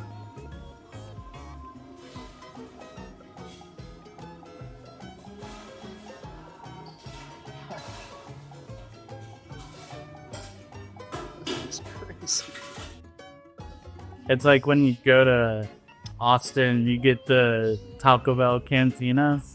Yeah, they have like margaritas and stuff, but this is a Starbucks. This is literally a table service Starbucks bar. I mean, I've never seen they have snacks like bullshit, like olives and potato chips, mixed drinks. Connor got an espresso martini. And you go to Starbucks all the time. I go to 7-minute Starbucks since I've been here 2 weeks, and I go every single morning. It's like a ritual of mine that I've had for like 8 years, and I order an absolutely massive coffee and a smaller one to drink later in the day, and I just drink coffee all day. Work a lot. So right after I prayed my thing, I literally was saying like yesterday maybe. No, that was today. This morning I was saying like I can't wait to get home and to just have like my coffee, like my Starbucks drink that I get every day. Like I've just been missing it because it's like literally every single morning, no matter where I am, if I'm filming, if I'm editing, if I'm traveling, every day I get the same coffee. So it's been like 7 years I've been getting this coffee. Then I asked for some sort of sign. Not that I'm saying Starbucks is like, it's like this is like an act of God. I'm just saying. It's very funny. It's a bizarre coincidence that I actually was talking about how badly I missed this and I want to have this, and then just showed up. Hallelujah. Hallelujah. Wow. All right. So what's that sign mean? This that there's many parks. It means that there's many cats in the area, probably in that park, and that they often cross that road, so you have to be careful. A cat colony. That's Yeah. crazy. There's a whole thing about cats being all over Rome.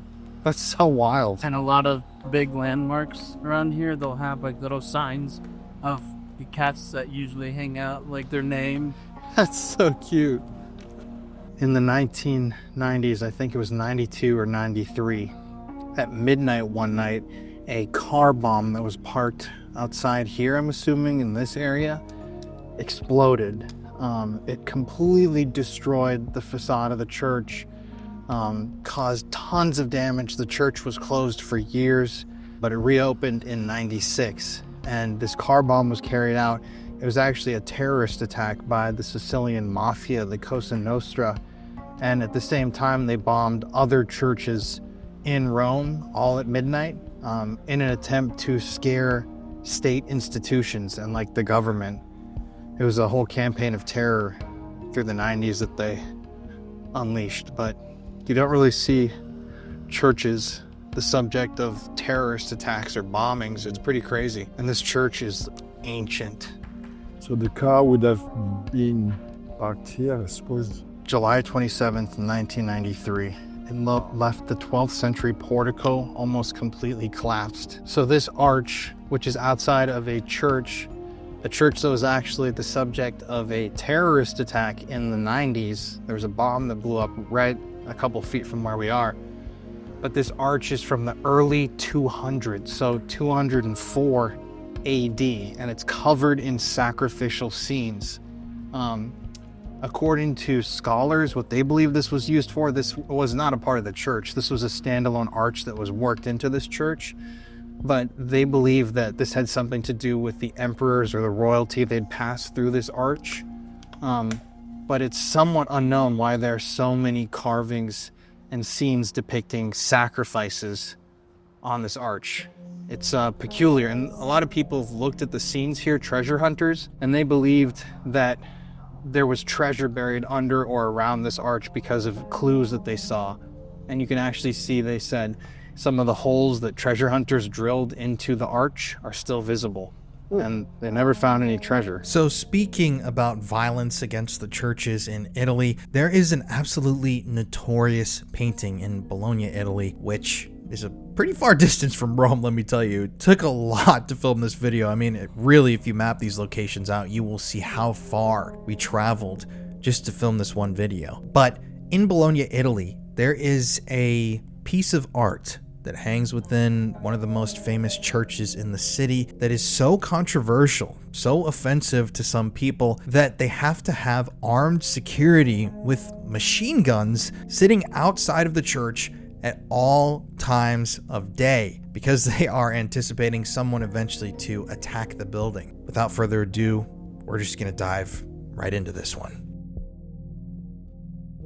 This is a painting of Satan that is very famous because it's the only painting in the world that has a fatwa, which means that some extreme Muslim religious groups, Islamic groups, want to bomb this painting. There's a reason why.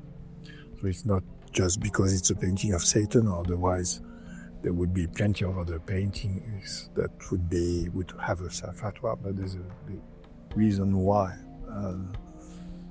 This specific painting is considered as blasphemous by the Muslim community. It's because, as you can see, it's a painting of Satan eating the souls of sinners. And some of those sinners have names on them.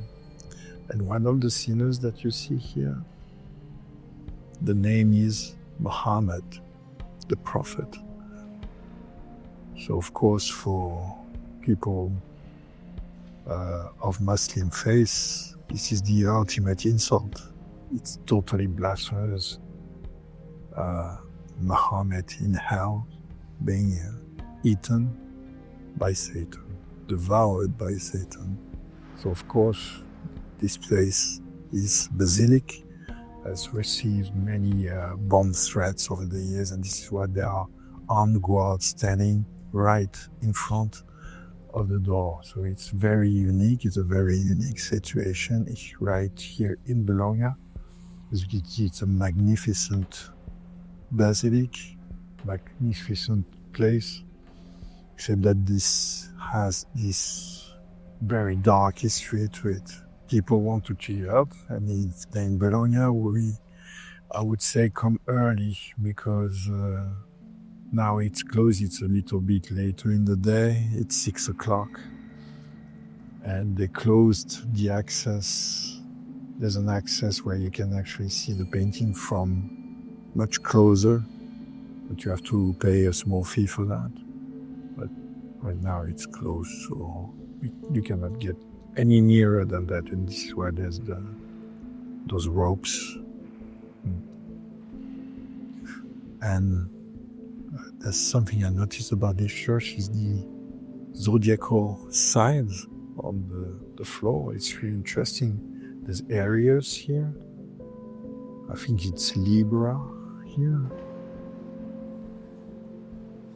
It's very interesting to see the zodiac signs on the floor and the numbers.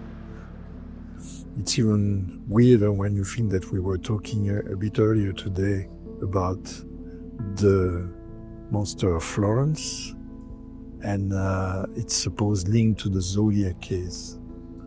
Synchronicity, it's called. It's when you do things during the day and the same things pop up out of nowhere. Once again, I was absolutely struck by how beautiful this church was. And not only by how beautiful the place was, but by, once again, how it felt. Truly, whether you're religious or not, spiritual or not, you're a full-on believer or you're a hardcore atheist, when you stand inside of these buildings and you take a look at the art around you, maybe you take a second like I did and stop and reflect and say a prayer, light a candle, there's no way that you can't feel the holiness. There is a definite spirit and energy, a feeling, a vibe in the halls of all of these buildings. Now, whether you want to call that God or not is up to you, but that energy is there. Just like a haunted house takes on the energy of the occupants and it kind of traps energy from traumatic events, these churches have had people, coming to them for thousands, hundreds of years. They've been praying. They've been putting out really good energy. They've been coming begging for help in the worst of times, exuding that energy, embedding it in the walls. But we still had more places to visit. So right now, as a part of our video about religion and belief and miracles and holy apparitions, we've come all the way to Eastern Italy to visit one of the most bizarre and yet one of the most interesting locations in the entire country. So this church that we're about to enter actually claims to have the house that the Virgin Mary was born in and that the Virgin Mary lived in. And according to them, the official story is that this house was carried to this church centuries ago by angels. It's essentially like an apport. Like this building was paranormally transported from what they claim was Palestine, the Palestine area, to Italy. So we're going to see it in a second. It's unlike anything I've ever seen before, but you just have to see it to believe it. Now, as we walk through this building, I'm going to kind of guide you so that you know what exactly we're looking at here. But the exterior of this building within a building, that is not, according to the story, original. That was sculpted by the church. But it's inside of this structure where, according to the story, the original house of the Virgin Mary, the Blessed Mother, is. These bricks that you see are supposedly those of the Virgin Mary's home. When I was in there, I said, once again, a prayer. I touched the bricks. I tried to connect with the energy. There's an icon of the Virgin Mary in there. And wow, the energy of this place. I mean, I can't even begin to put it into words. It was strikingly thick and powerful. Inside the Virgin Mary's alleged home, there was an absolutely palpable energy, an incredibly strong, calming, loving energy. I mean, this place is like straight up mystical. This is unlike anywhere else we've been so far. There are like monks and friars and nuns walking around, taking care of the property. Tons of religious people, and the most people I've seen praying in a church yet. Every corner of that church is filled with prayer 24/7.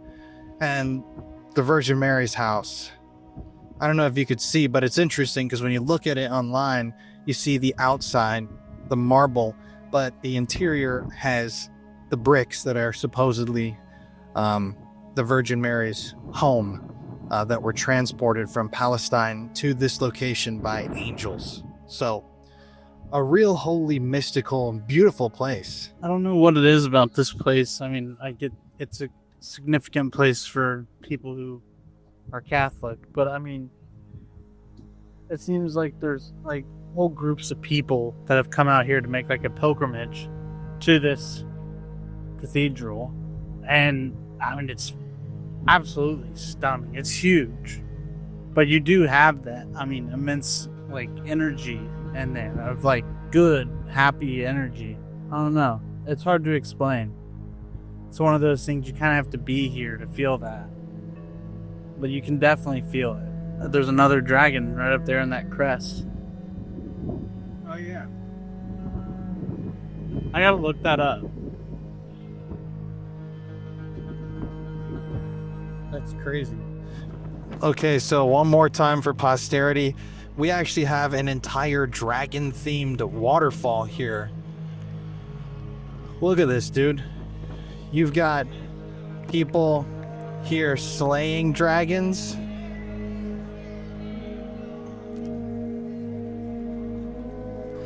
You've got somebody slaying a dragon right there. You've got dragons spouting water out. And wait. Oh yeah, little mini, I think those are phoenixes or like baby dragons at the top spouting water. I don't know, but I mean, very interesting. Once again, you're seeing the dragon motif. It's a whole dragon fountain. Even these little sconces up here, you see like almost like a monster. Yeah.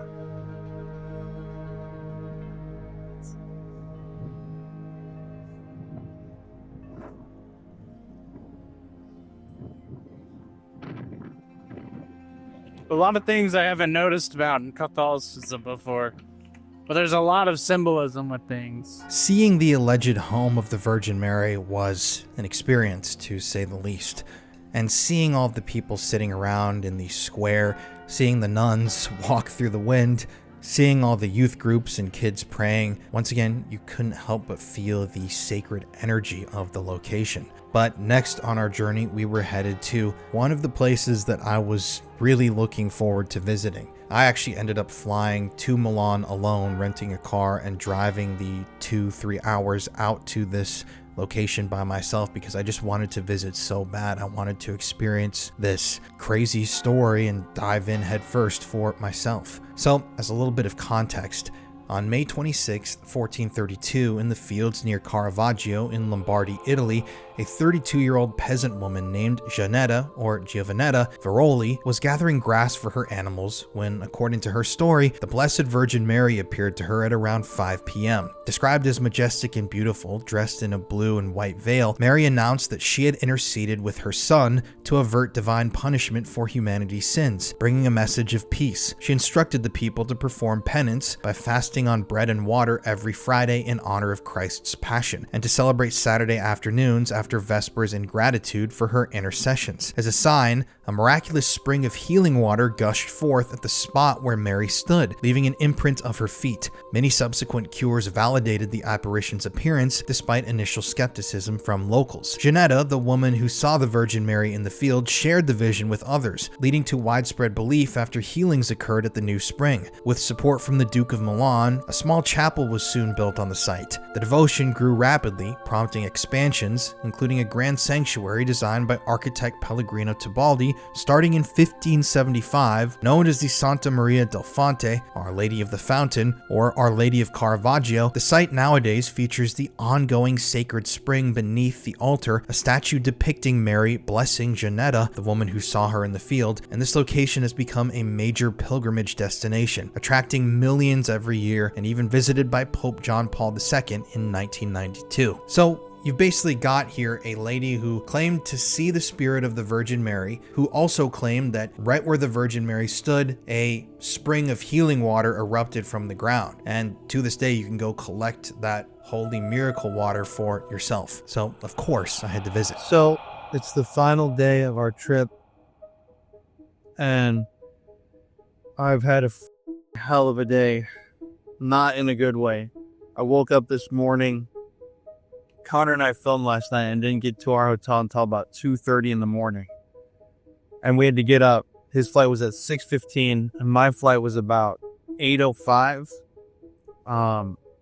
Here, leaving from Palermo to Milan. I'm back in Milan to visit 2 more locations that I was dying to visit. But I got about 4.5 hours of sleep last night. Woke up this morning, got to the airport. It was an extremely stressful check-in. And I get all the way to Milan, and they've lost my bag. They've lost my suitcase with all my clothing, all my toiletries, my shoes, everything. Diabetes supplies. Luckily, I have some backup stuff with me, but they fucking lost the bag. And tomorrow, I'm going back to America. And I'm meeting Courtney in New York City because we have tickets to go to Oasis. We've seen the band on their tour.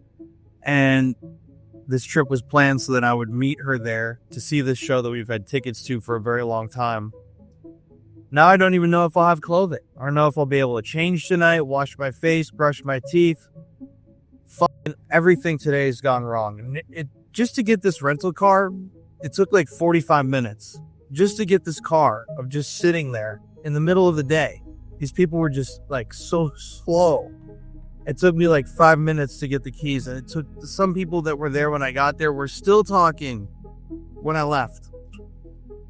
So I'm going into this final push of the journey, hoping, and I'm genuinely going to pray and reach out and ask whoever's out there or whatever's out there, please just help me get my bag back, because I don't even know where it is. I'm hoping that it comes in tonight. If not, I'm just totally screwed. I have no clothing for tomorrow, so I have to rewear all of these clothes again. But I'm going to make the drive to the first place now. This is a really cool spot. And yeah, I'm just so tired. I've been in Italy almost 3 weeks. I left, it's Sunday now, and I left 3 weeks ago Tuesday. So I've been here like 19 days, and I miss my dogs, and I miss Courtney, and I miss our cat Kitty. I miss everybody, and I'm just ready to be home. And then this is like just a slap in the face right now. And it's really got me down. I'm not gonna lie, it's really got me down. But let's drive. So right now I'm here in Caravaggio, and this is where that sanctuary was built. So interestingly, you can see the sanctuary. These are the walls of the sanctuary right behind me. It is an absolutely massive building at the end of this beautiful driveway. But in that story, remember, there was a peasant woman out in these fields praying, and all of a sudden, essentially, Mary appeared to her in this story. There were miracles. This spring erupted from the ground, this spring that was allegedly created by Mary, the spirit of Mary. And completely surrounding this place are fields, kind of like what it would have looked like back in the day. I don't know if you can see, like all around the outside here are just Italian fields. I'll get some more shots later, but here's the sanctuary, which is just really interesting because they built a small sanctuary on top of that location right afterwards, and it has grown to this absolutely massive building that it is today over the years. So let's go take a look. I managed to bring my empty bottle for water that I'm going to collect here. My other one is left in my bag that isn't here. This place is absolutely, once again, beautiful. Just look at this.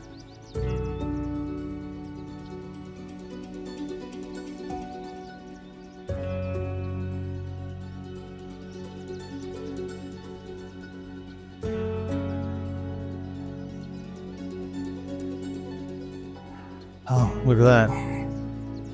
Right when I'm walking up. It's 2 o'clock. Look at this.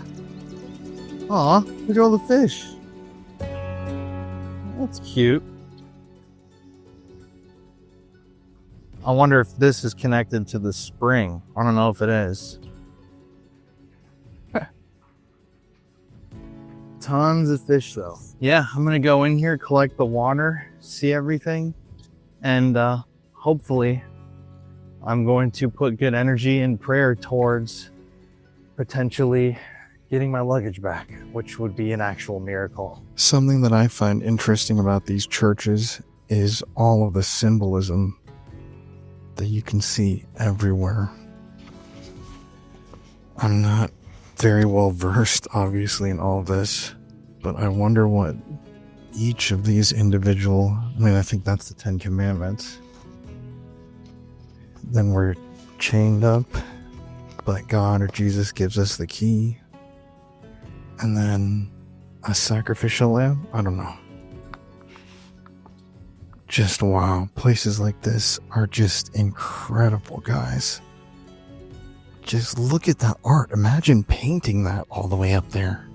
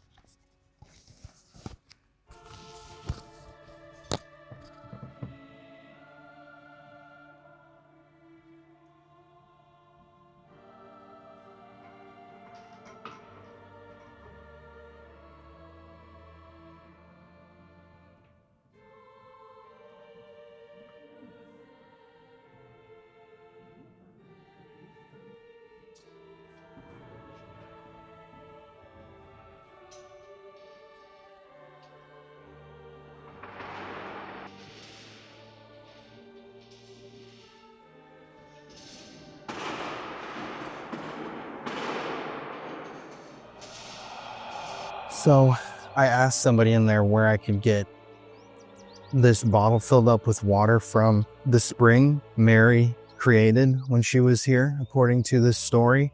It's supposed to be miraculous water, healing water. You can drink it. You can use it however you want to. But he told me out here and to the right. And I think that I see it right here. I'm going to take another look.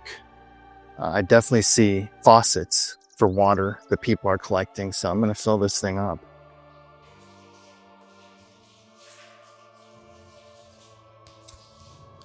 Well, this is definitely it down here. Look at how beautiful this art is.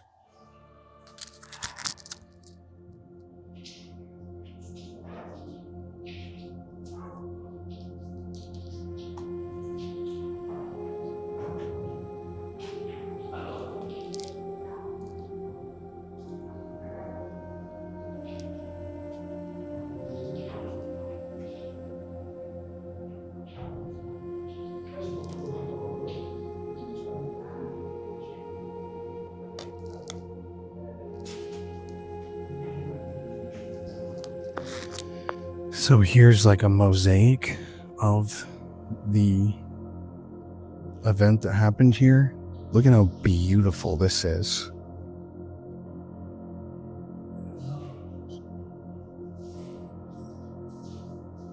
Wow. Another one here too. I don't know exactly what this is depicting, but it's just beautiful.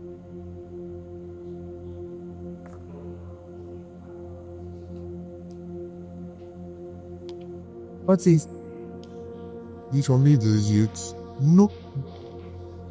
Ichigata. Virus to practice about that. You will get the as you create the more. The being is now a sakam bujikan.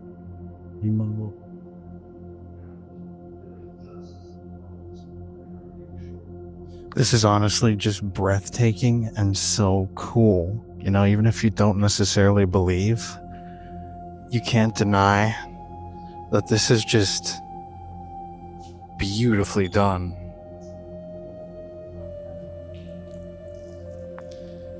And here's the water from the spring. You can come and fill up.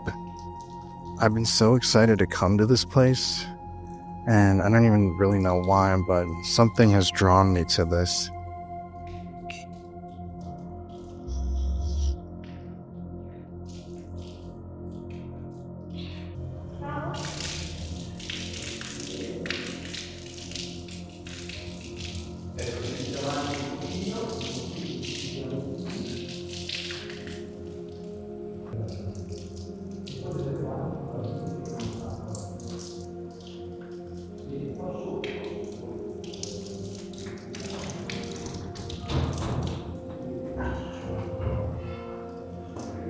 And that spring feeds this pool as well. I found out it also feeds the fish pool up front. Kind of cool. I mean, not even kind of, like really cool. Filming this video has been really cool for me personally. Getting to visit these places and document the stuff that some would call paranormal. I mean, I totally think that a thing like this should be considered paranormal. When you're talking about the physical apparition being seen of a religious figure who causes a massive spring to erupt from the ground that you can still see and gather water from today. Water that you can come drink like I just did. I splashed it all over my face. I washed my hands in it. I sat in the chapel area in the main church and I prayed for about 5 minutes, asking for, well, I won't get into it, my own private thing. But I don't know, something's been calling me to do this, and it's just really, really exciting, really cool, a fresh new perspective. And I really feel like no matter what, if you believe in this stuff or if you don't, I'm, as you guys know, on the edge with pretty much everything. But there is a divine energy, a sacredness that you can feel at places like this, whether that's the hundreds of years of people coming here to pray and that energy, or the stories themselves, you know, potentially being real. It's something you can tap into, and I just really enjoyed it. It's good energy, it's really interesting, and it feels good. It feels good in the soul. And I ended up getting a little version of Caravaggio bracelet. I don't know if you'd see, there's a little icon on it and some hearts. And then, because my bag is missing, I don't have the other bottle, I got a holy water bottle with the Caravaggio, I hope I'm saying that right, Caravaggio on it. So I'm gonna go fill this one up so I remember what it is, and I'm gonna use this bottle. I'm going to empty this out and use it for the water from the other place. So I've got one more thing to show you here that's really interesting. I passed right by it. I've been looking for it. I think it's behind some wood right now. But in this same sacred fountain underground passage here, there's an old guillotine blade. A blade that was used to carry out beheadings and executions that predates the French Revolution by more than 2 centuries. So this is an ancient blade that was used to execute only God knows how many people. But this is where it gets interesting. So according to the story, in 1520, a local bandit in this area was captured, and I guess he was convicted to death. He must have done something horrible, or maybe that was just the law back then. But according to the people who run the sanctuary and the story of this place, this guillotine blade refused to behead the man, meaning they attempted to execute him with it. But the Virgin Mary, the man had prayed to the Virgin Mary and confessed his sins and gotten right with God before his execution. So according to them, Mary was the one who stopped the blade from executing the man, and they saved it, and it then became a relic and added into this church. So let's just go see if we can find the blade real quick.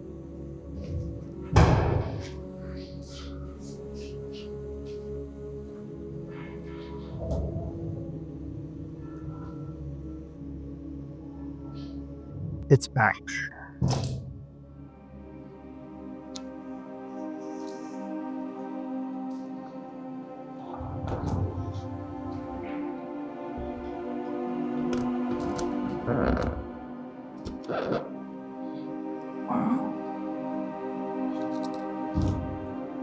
So I think the display is missing its glass or something right now, but I don't even know if you can see it. But I'll put a picture in right here, and that inscription on the wall, I'm now realizing, actually says something about the bandit being captured and the penchants, I believe, saving him, his devotion to Mary. But what an interesting place. What a beautiful day. What a weird experience. I got my water. I got 2 out of 3 done. I've got one more place to visit, and it could be the most interesting of all. So let's go. Once again, the energy of a place like this is absolutely indescribable. I mean, being able to wash your hands in the holy water from the holy spring that was started by the ghost of the Virgin Mary, that's just an experience obviously you can't have in America. And for someone like me who used to be a hardcore atheist, it was one of the most beautiful things that I've ever experienced. But there's another story of a Blessed Virgin spring that's even crazier than this one. So right now I'm at the hospital. I'm not in the hospital. I'm standing outside of one in Montechiari, Italy. And it was actually at this hospital where a woman named Purina Gili actually saw the Virgin Mary inside the halls of this very building. Now, Purina's story is crazy. She ended up seeing the Virgin Mary many, many times over the years. And one of the main apparitions that she saw was right here inside of this building. And what's really interesting about this area and these apparitions is that with so many of these stories that we've covered, these have been things that have happened in the past. We're talking about like the 1200s, 500 AD, centuries ago.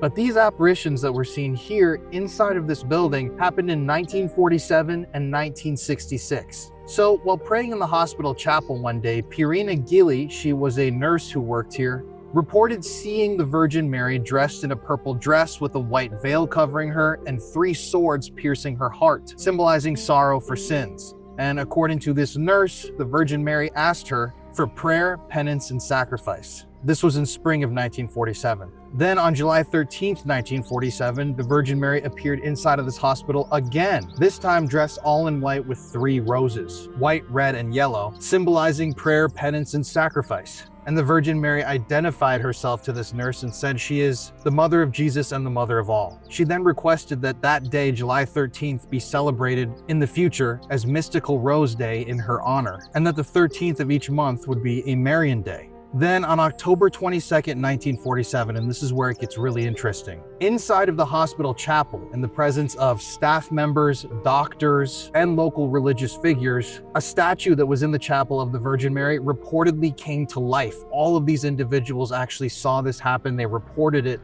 seeing and hearing and witnessing this with their own eyes and ears. And blood began to drip from a statue of Jesus from his side. Mary, to all of these individuals, then verbally described herself as a mediatrix between her divine son, Jesus Christ, and humanity, and emphasized her care for consecrated souls. So it was at the chapel right here inside this building, this modern building.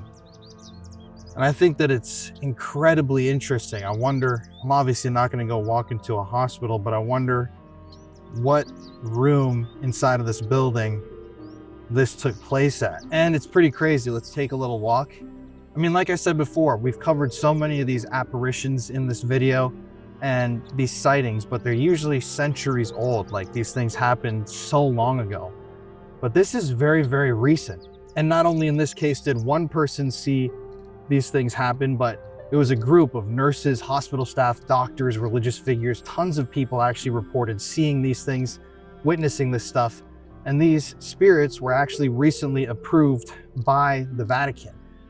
They examined the whole story, they do their investigation, they interview people, and they deemed this a real sighting of the Virgin Mary and something that they should celebrate.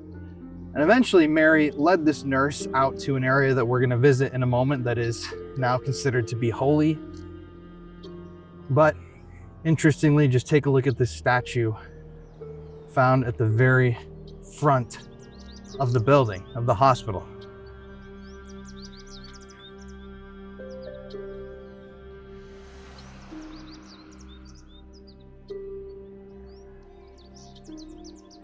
It's really beautiful.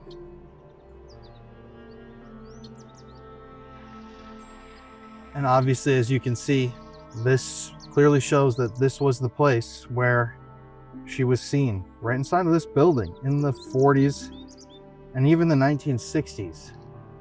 Imagine seeing this inside of there in real life. And once again, those are just my thoughts that something like this is something that I've always been interested in. Because the paranormal isn't just ghosts and demons and scary things. To me, it's just the unexplained. All this stuff is completely unexplainable.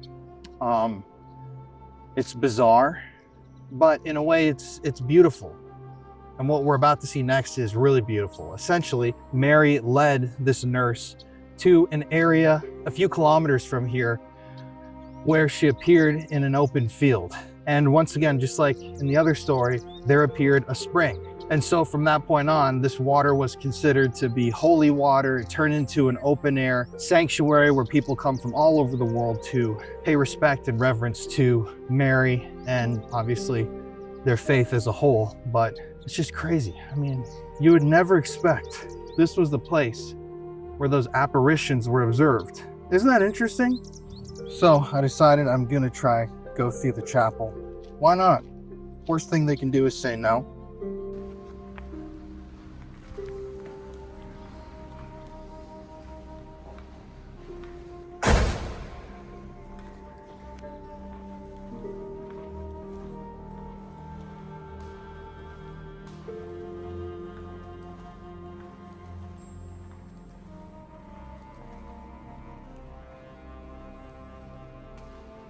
Ah, here it is.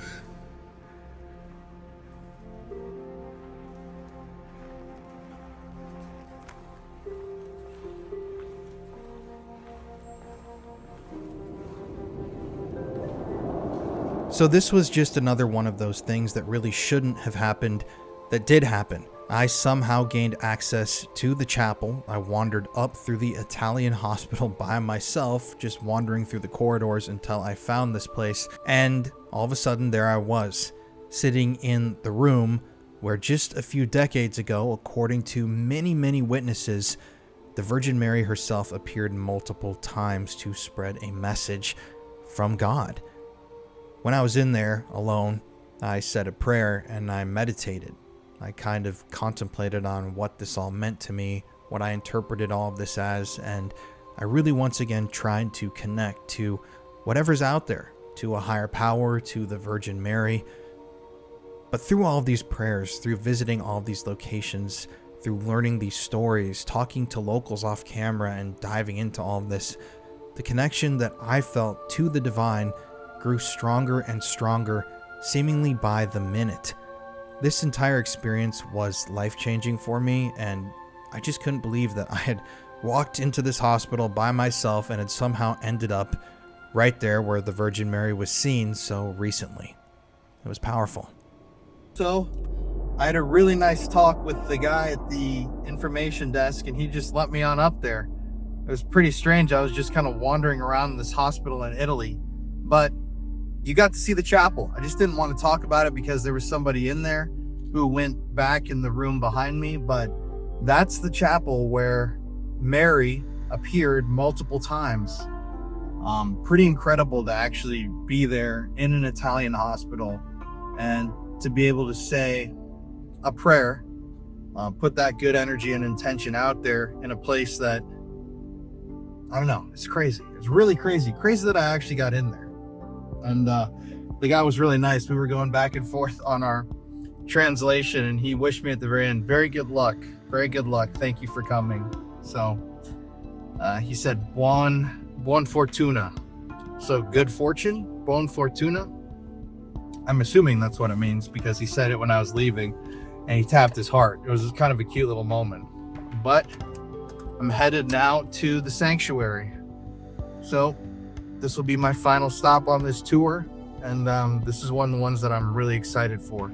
I was probably the most excited to visit here. So I gotta say, this place is way busier than I thought it was gonna be. It's actually pretty crazy how many people are here right now. I had no clue that it was this big of a deal. Look at this. I guess it is Sunday, but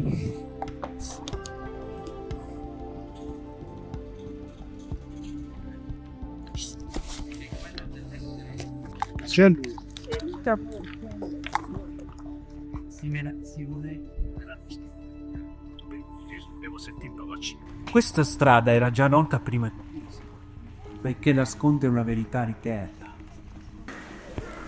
Things.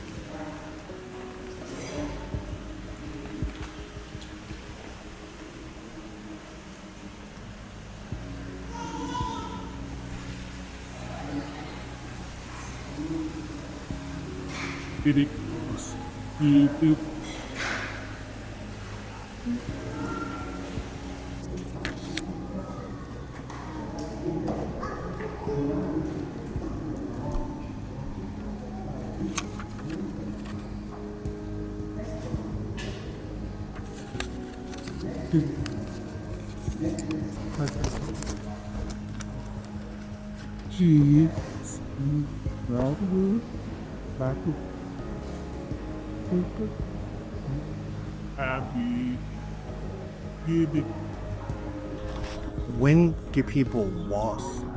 Really, 6 o'clock open. 6 p.m.? See, yeah. What time?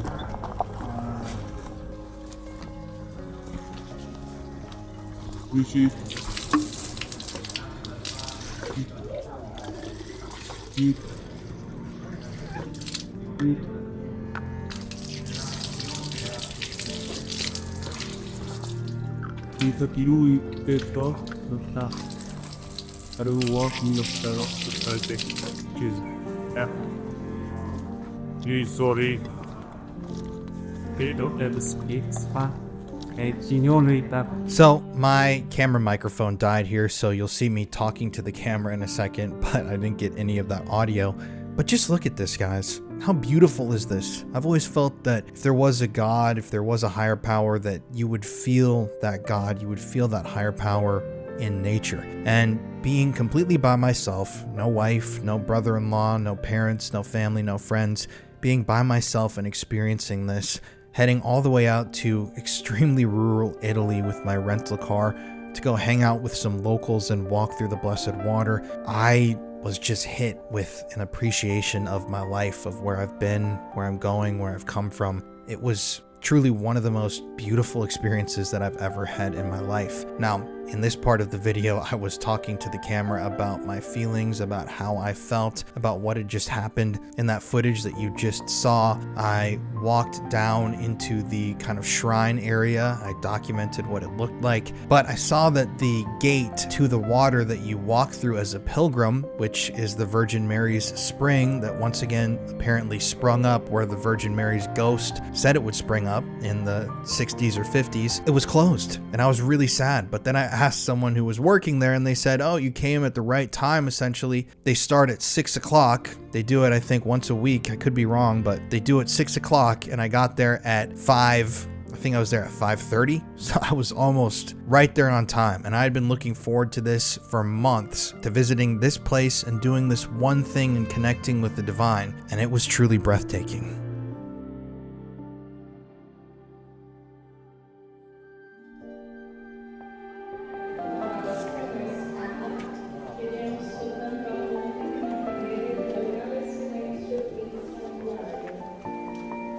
Walking through those waters was an experience truly unlike any other that I've ever had.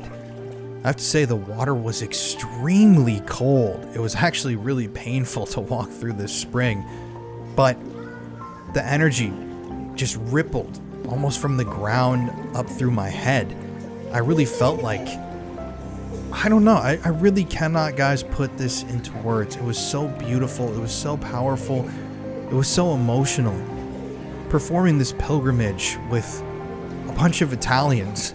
I didn't hear a single bit of English the entire time I was there. Being in a foreign country with a bunch of locals and doing this incredibly powerful, off the beaten path, spiritual, enlightening thing, to me was, I don't know, I just can't put it into words. I'm literally at a loss for words. It was just so beautiful and so powerful. I felt clean. I felt pure. When I was driving away that day, I was truly sad. It felt like the end of an era. This was actually the very last thing that I filmed on our entire Italy trip. And I don't know, I just walked away smiling. My heart was smiling, my head was smiling, my face was smiling. There's a feeling that I'll never forget. So you're going to see in the next few months, when we were in Italy, Connor and I were filming a video about the Knights Templar. So I just walked into like the craziest stuff.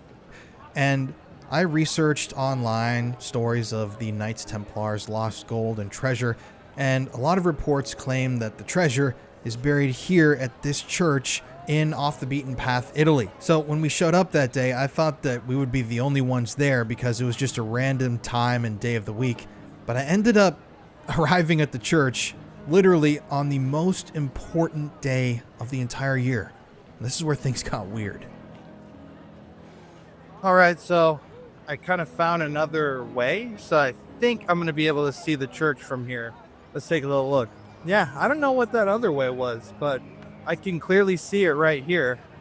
If someone online can explain to me what exactly is going on here, that would be great, because this is truly just crazy stuff. Wow, I just completely stumbled into this experience. I thought this church would just be completely empty, guys. And now they're doing the mass.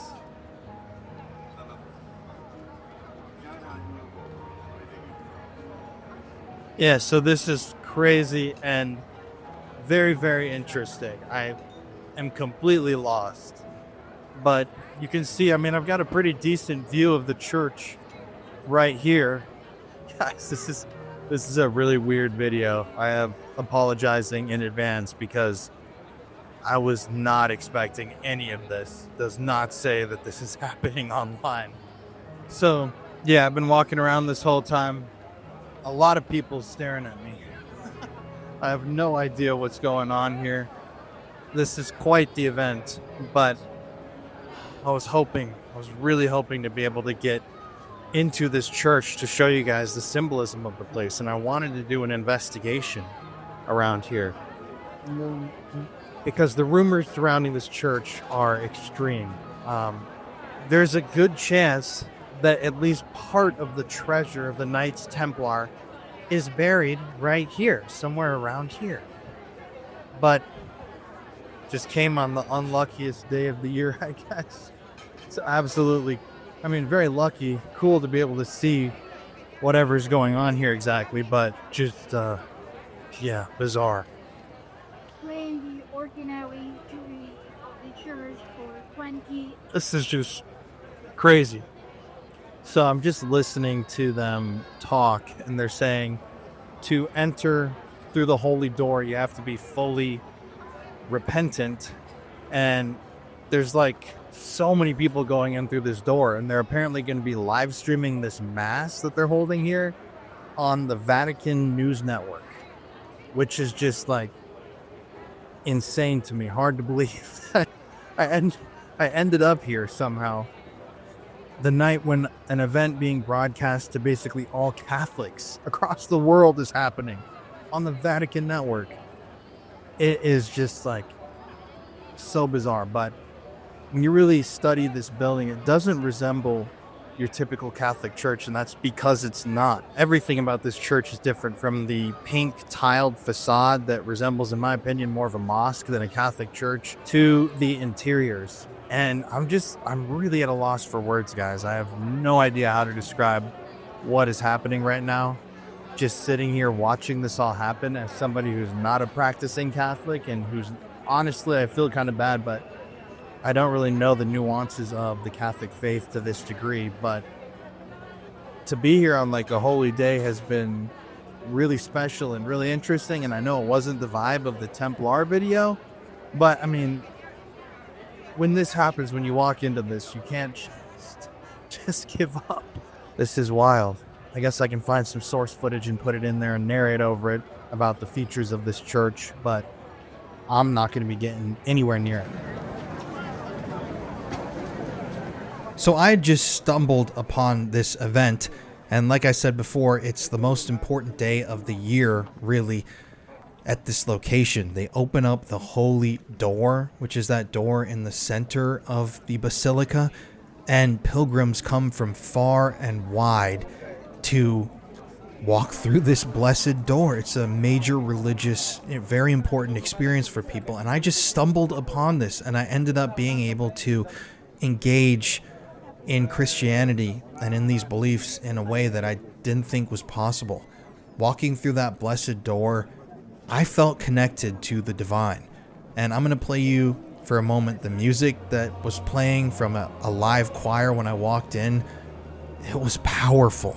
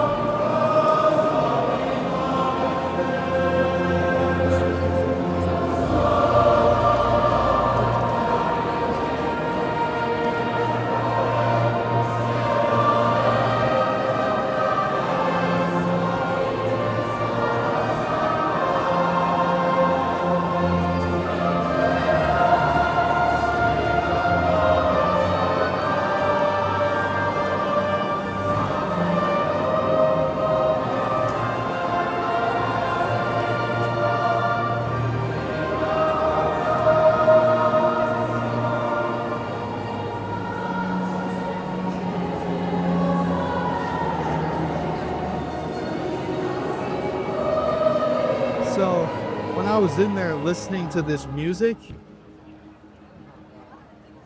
that was like, it was so beautiful. I actually had tears in my eyes. I'm not over exaggerating. I'm just like, there's a chill in my body right now. Like, all my hair's on end. This is not at all what I expected to be walking into. But oh my God, I'm literally like, I have tears in my eyes. This is so beautiful. I literally have goosebumps. Do you hear this music playing while I'm walking away?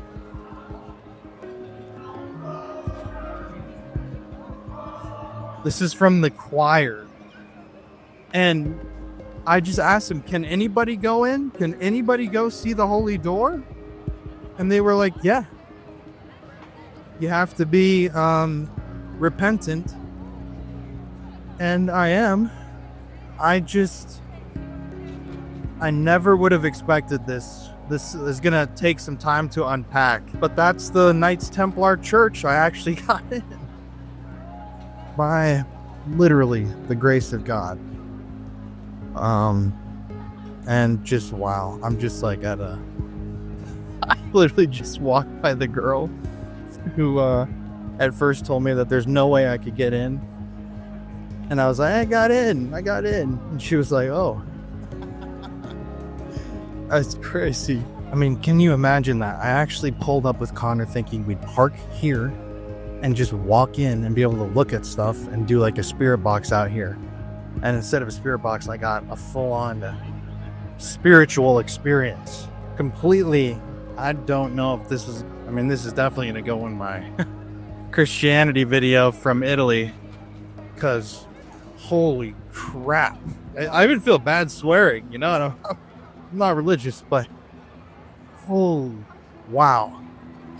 That was a pure energy burst. And look at, guys, it is just so wild. It is like a perfect sunset in Italy right now. I just walked through the holy door. I joined for the singing and the song to begin the mass. I've never experienced that. Just wow. I really rarely, while filming for this show, ever am at a loss for words. I don't know what thoughts to give right now because my thoughts are swirling.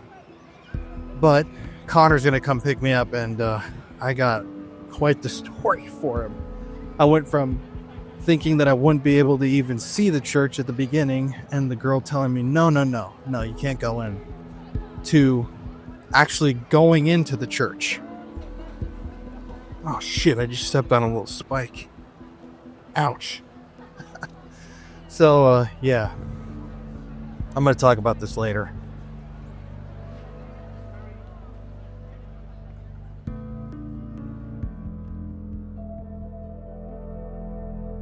So many powerful moments in this video, and truly, it's like the paranormal. It's an energy that I felt filming this, and a drive that was within me to go film these things and see these things and live these experiences that I can't really, translate to you through my camera. Filming that holy door at the very end was absolutely freaky. I mean, this is at the end of a trip. We actually rolled up to that location expecting nobody to be there, and it was so packed that Connor couldn't even park the car, and I just had to hop out, and I thought I'd just go get some B-roll and talk, and I ended up passing through the holy door, which I believe there they open once a year, and the energy, it literally brought me to tears. I ended up also perfectly at the exact time that they were doing the walkthroughs of the Virgin Mary spring in Montechiari, the Mystic Rose spring, and I ended up walking through the spring with these pilgrims. I mean, seeing all these relics and living these experiences, it was so incredibly profound and so powerful. And I feel this is a whole avenue of the paranormal that doesn't really, get explored, because to me, all of these things are, in a way, paranormal experiences, whether they are miracles like the guillotine that we talked about that wouldn't chop the guy's head off, or the actual visual sightings of the Virgin Mary in a hospital that were observed by multiple people at the same time and then independently verified by the Vatican through whatever process they go through. It's so compelling to me, and it's so beautiful. And I know it's controversial and whatever, but it's these are just my thoughts. We're all kind of serving a higher power, whatever power that is. I don't know what's up there. I don't know what's there when we die. I don't know any of that, but the last few years of my paranormal journey and my journey through religion and the occult and working with all these different people with all these different belief systems has taught me so much, and I still have so much to learn. But I really I don't know, this was such a beautiful, special video to me, and a truly special experience that I'm going to cherish forever. But we're going to be back to ghost hunting next week. I'm going to go celebrate my birthday with Connor and Courtney, and then my family tomorrow. I hope everybody has an absolutely incredible rest of your year. I can't thank everybody enough for being here, for 10 years on the channel. This is a wrap on the 10th year of the Paranormal Files. So from the bottom of my heart, thank you, everybody. And yeah, I hope you enjoyed this weird, bizarre video, and I'll see you guys next week. Merry Christmas, happy holidays. So much love to everybody who's out there. And yeah, there is something. I think there is something. And this is a big step for me, coming from a background of being an extremely hardcore atheist for so many years. I think there's something. I don't know what that something is, but yeah, I think you can see it in this video. Yeah. See you guys next week.